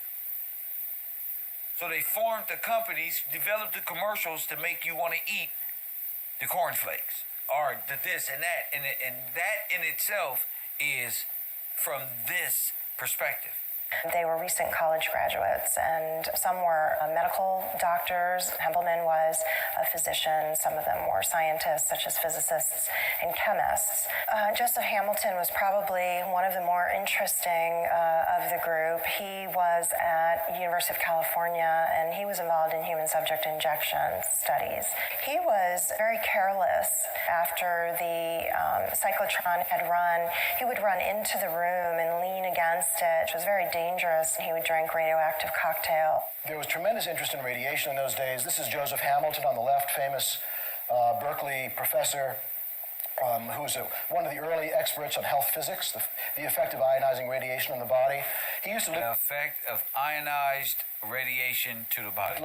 He's got a volunteer drinking some water with that's ionized. Told you. That way, when they hit you with the shit you can't see, the ions in your body don't become radioactive. And a Geiger counter there. Hamilton liked to do this experiment in front of his class at Berkeley. He used to like to drink some of this stuff and then walk past the Geiger counter and make it pop. He died in his late 40s of cancer, so it's probably not a good experiment to do. Wow. But he was pretty reckless, not only with himself, but also with his patients. And he was sort of known to do that. And he partnered with Robert Stone at MetLab. There were some chemical casualties in World War II, but not among combatants. This is the harbor at Barry, Italy. Barry is down the Achilles tendon of the boot of Italy. We had Achilles heel. Had invaded Italy. We're about halfway up that boot. We thought this harbor was safe. And one night in December 1944-43, the Germans bombed it, surprisingly. In that harbor was a ship, the USS John Harvey. It contained 1,100-pound mustard bombs. No one knew that agent was on that ship in that harbor, except a small group of Chemical Corps people who accompanied that shipment. The ship was hit. Those Chemical Corps people were all killed. There was a lot of mustard and water, and a lot of seamen from other ships got mustard poisoning from swimming in that water. A lot of civilians got injured by this smoke, and most of them fled town. And an accurate count of the number of casualties is unknown. There were a lot of casualties among the seamen. A lot of people were sick, a lot of people were dying, and of course the local medical personnel did not know what was wrong. They did not know what was causing this strange illness. All over the world, nations have continued to develop these deadly and inexpensive weapons. Many hiding their stockpiles and publicly denying their existence. There's a sociologist by the name of Fred Emil Katz. He's actually a Holocaust survivor, and he talks about how many of the military personnel involved in the Holocaust, how their motivations were related to what he calls a local moral universe. And that is a very closed world. They don't any longer have to answer to larger society. They only answer to each other. Not only are you convinced of the moral justification, but you, what I call your virility is emphasized by contribution to that system. Your moral virility consists of your contribution to that morality, whether it's a gang member or in a Nazi concentration camp. To become a great killer is a great contribution. That accounts for the seeming zealotry of people in contexts that are so unthinkable from a different context. Now, what makes it work is that the contexts are self-contained. So while you're a soldier in the army, you're not confronted by the civilian morality. If you were, you couldn't do it. There were people in the military who understood, at least to some extent, just how bad this was, but they weren't that concerned about it because it was the enemy. The enemy that day turned out to be American soldiers, led by Lieutenant William Kelly, and frustrated in their search for enemy troops. The U.S. soldiers massacred literally hundreds of villagers, old men, women, children. These people were herded up, basically, and systematically murdered. As far as I can tell. And that's what you have to do, really, in order to take people's lives, including women and children who are not on the battlefield. You have to look at them as being subhuman. These scientists, they live in a sense, in a science. You got to look at them at being what? Subhuman. So in America, that psychology is what led to the near extinction of African Americans because of these teachings in the early 60s, 50s, 40s, 30s, 20s that led to that this annihilation of such a great nation. It's cocoon that has its own moral system. Parsons Engineering, Stanford University, and although Monsanto got out of the lawsuit early on, there were indications that a facility that Monsanto had was actually... Yes, because Monsanto's, that's the company, was heavily engaged with cereal brands, food companies, places that installed things in people's homes, and really set the breathing pattern for what you would be breathing at home at this time. So yes, they were biochemically annihilating a specific race of individuals. To some extent involved in the operations locally in St. Louis. In regard to Monsanto's role in the St. Louis open air studies, they were one of few entities that actually had been informed in advance about the study. Granite City Steel and Monsanto, both defense contractors, had been notified in advance. So, although Monsanto got out of the lawsuit early on, there were indications that a facility that Monsanto had was actually, to some extent, involved in the operations locally in St. Louis. In regard to Monsanto's role in the St. Louis open air studies, they were one of few entities that actually had been informed in advance about the study. Granite City Steel and Monsanto, both defense contractors, had been notified in advance. So they notified the mayor's office and they notified two defense contractors. I believe they also notified the Granite City Board of Aldermen for some reason. But they didn't notify the people of St. Louis who were going to be targeted by the spring events. With the radiological studies, we saw that it was a very militarized structure. That's an open admission that the whole state was with the genocide and the chemical warfare against black Americans here at this time. That many of the individuals who were scientists and physicians were also sworn into the military, and now they were working under a military command. And as a result of that, secrecy became paramount, and compartmentalization also became very important. Very little information was shared, and so they only had to meet the standards of other people who were working on radiological weapons, and therefore anything went. Some of these guys actually marched through Ground Zero a little later after the heat died down. It was very common. Now, ask yourself this question: was this a human experiment? When they hit your people, with this, they was evacuated.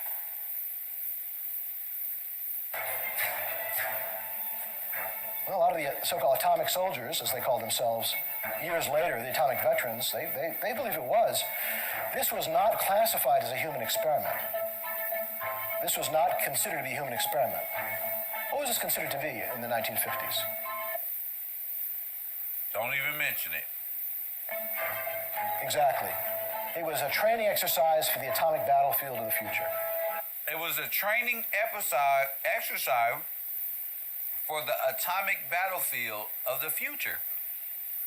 Fast forward to 2019, Terminator, Judgment Day, Salvation. Remember? Damn. The atomic battlefield of the future, this is about desensitization. This is not an experiment. So, since it wasn't an experiment, what rules do not apply? Secretary Wilson's memo, right? The consent rules don't apply. Not a human Told you. Experiment. And there was also career. Now that's how you pull off a genocide.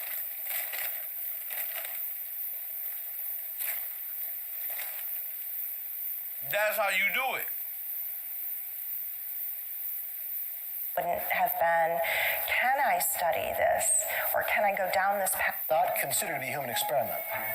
What was this considered to be in the 1950s? Exactly. It was a training exercise for the atomic battlefield of the future. The atomic battlefield of the future, this is about desensitization. This is not an experiment. So, since it wasn't an experiment, what rules do not apply? Secretary Wilson's memo, right? The consent rules don't apply. Not a human experiment. And there was also careerism, which is part of this as well, that they had their own personal objectives in terms of building a career and having sort of this unique pathway of research. They had an awful lot of autonomy, so the question wouldn't have been, can I study this? Or can I go down this pathway of research? The question would have been, how can I go down? So let me make this point clear to you. If you believe in astrotheology, if your religion is alchemy as a black person, cosmology, chemistry, you are in the practice of annihilation. Yes, you are the rat that's willingly participating and willfully, like a little neo-Nazi, participating and advertising for the alchemical breakdown of yourself and the black family. Your religion is Kaliman. That's why I'm proving it right now. That's why you destroy things. Because you've been programmed to think that, to believe that that's a religion, and to think that killing your offspring is this. You a lab rat. Mm-hmm. And I started right here at the project. Where's Todd at? Todd supposed to be in class today. Where's Todd? He ain't been here today, huh? Todd ain't show up to class today. Deb shows up. Todd ain't showing up to class today. This pathway of research, and that's a very different question. See? Throughout the 1950s and 60s, the Army... Look, Todd, I know you ain't in the class. Look what y'all did. Y'all bio killed them and engineered their destruction. What? I'm proving it. I was with Kev. I proved it. Conducted a series of secret airborne tests to find the most effective way to spread bacteria over more than 250 populated areas, including San Francisco, St. Louis, and Minneapolis. Experts now estimate that millions of people were exposed without their knowledge or approval.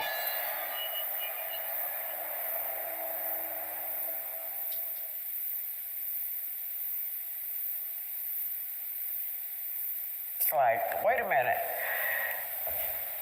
Who's to say it stopped 5 blocks from here? Years later, my mother did die of cancer. We didn't associate it with that during that time. And then I found out that they were doing it in other areas. And they did it periodically. It wasn't just a one-time thing. Told you. Florida had a medical center, and I remember when they had a dental school or a dental portion of this clinic, and they were checking children's teeth, little babies, firstborn babies, their first teeth and stuff like that, and they saved a lot of them. Something in the air down there that caused a lot of problems in these children and their teeth. It was the mercury that they were putting in their cavities. So they're inserting mercury and biochemical shit in our mouths. Press 1, that's what they were doing. All of what they did to you was radioactive chemical warfare. It was thus causing sterilization to the black family. Press 1, I'm proving it. I'm proving it. So what's important is you do your homework. What hour is this? This 4th hour and 4 minute of my time that I've dedicated to my class today. You feel me? That I made sure y'all understood that I ain't the one to fuck with when it comes to knowledge and wisdom and breaking free from this goddamn rat trap, this biochemical warfare that I'm proving, Holocaust that I've been proving this whole damn time. You're not gonna come in my class and pretend. That's what you're not doing. That's why a lot of people ain't showed up today. Press 1. R. Davis say, Kev, you too cold. I'm ice cold. All right. Now, fellas, press 1. I'm ice cold with this. You know why? Because niggas thought I was a clown, R. Davis. They said, this nigga dumb. He don't even know we back here pumping him up. He don't know we controlling him. He don't even know. See, I know how side them get out. See, I know the internet. He don't know, but guess what? I was like, let me pretend like I don't know to keep my support going. You feel me? Because my trolls like to pay me anyway. Press 1, so I played dumb just long enough till I was all right. You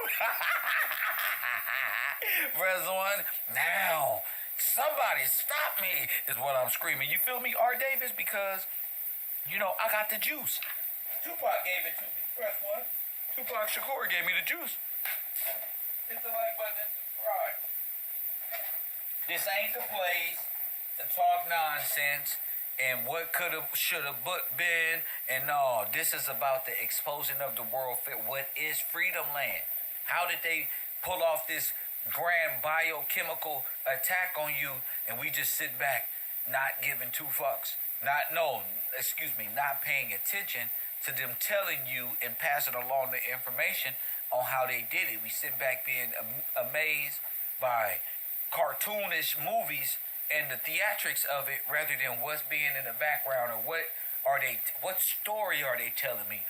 It's the same reoccurring story on how they destroyed you, and that's very important.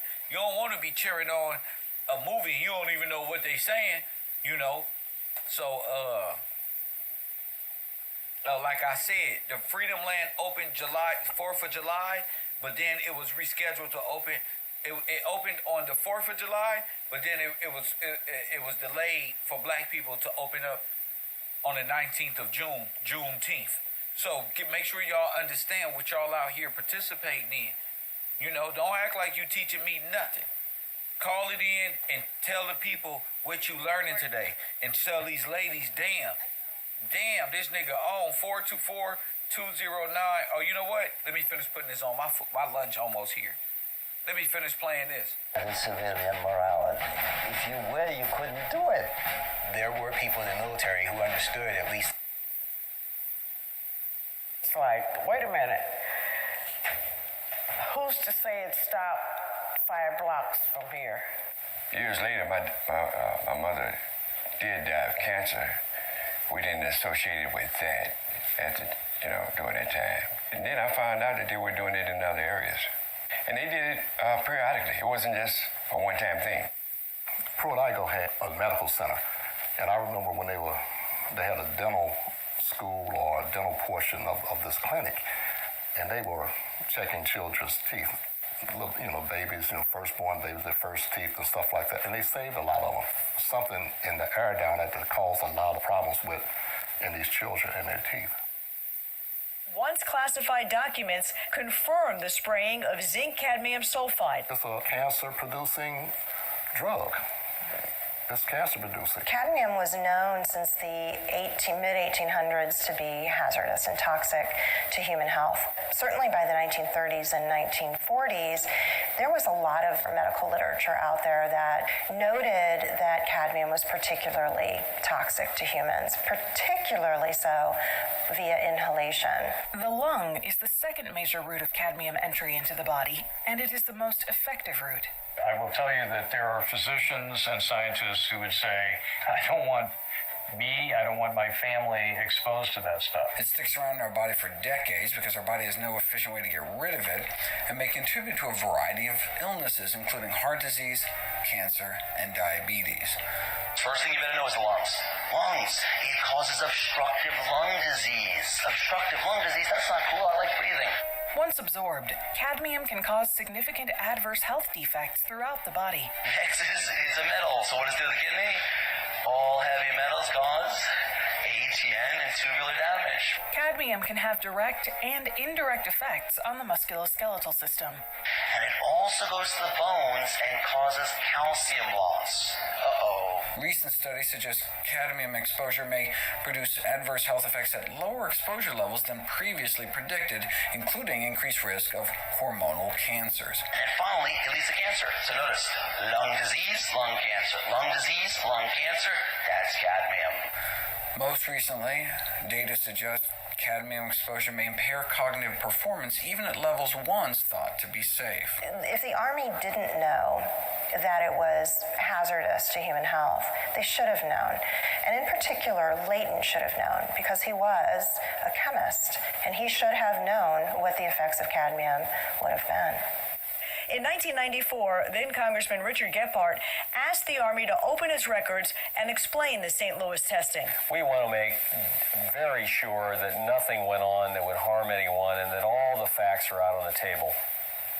St. Louis data was very lacking, and they noted this in the study that there were portions that data was illegible, it was missing, it was redacted, it was just not there. And as a result of this, their findings are not really solid related to St. Louis. They did issue some findings. They issued a report. This report I received today is a monumental document in more ways than one.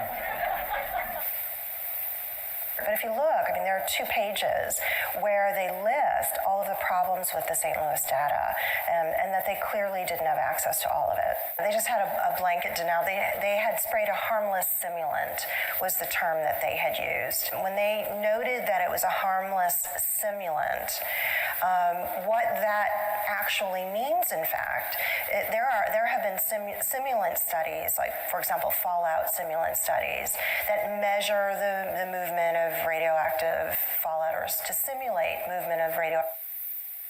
So this is more like done in populated areas like inner cities where you're huddled up at, and they're able to spray y'all with this. Active particles from a detonation, for example, from an atomic bomb. The simulation studies actually use radioactive materials. So even though it says a simulant, the simulant itself can be radioactive, and that's the case in many of these studies. Damn! of fallouters to simulate movement of radioactive particles from a detonation, for example, from an atomic bomb. The simulation studies actually use radioactive materials. So even though it says a simulant, the simulant itself can be radioactive, and that's the case in many of these studies that were open air radiation studies. Open air radiation, they control the what? These are two letters. I'm just going to show you the second one from the Atomic Energy Commission. Crazy. In 1947, as you can see, to physician contractors who are working with radioisotopes, radiation. The Atomic Energy Commission inherited... There it is. The Atomic Energy Commission. Harry S. Truman Show. Why do you think I keep making reference? Because you are the space cadet. I mean, they are the space cadets here to perform on you. Unknown territory, disguised as scientists and things of this nature, so you would never know. Would a lab rat ever know if he never grew out of that unnatural habitat that it's in? No! That's proven by way of the rat trap that Calhoun. I told you it was a success. That's why niggas in the hood never go to the beach, bro. And the beach is around the fucking corner, bro. Who are working with radioisotopes, radiation. The Atomic Energy Commission inherited... You are Adam. You are Adam. You. The contracts and responsibilities, well, not most of the contracts and responsibilities of the Manhattan Project. So this is how you systematically go to war against a whole nation biochemically and they not even know it. Because they're too busy being entertained and sold the product by Master P. By these other niggas, or this person telling you to get the facts, or this. All y'all became clones and almost wiped yourselves out. If you're a lawyer for the Atomic Energy Commission, the USAEC, after the war, and you find out about these secret plutonium injections, do you think that you would advise your client, the U.S. government, to go public with this? Oh, no. Let's listen again.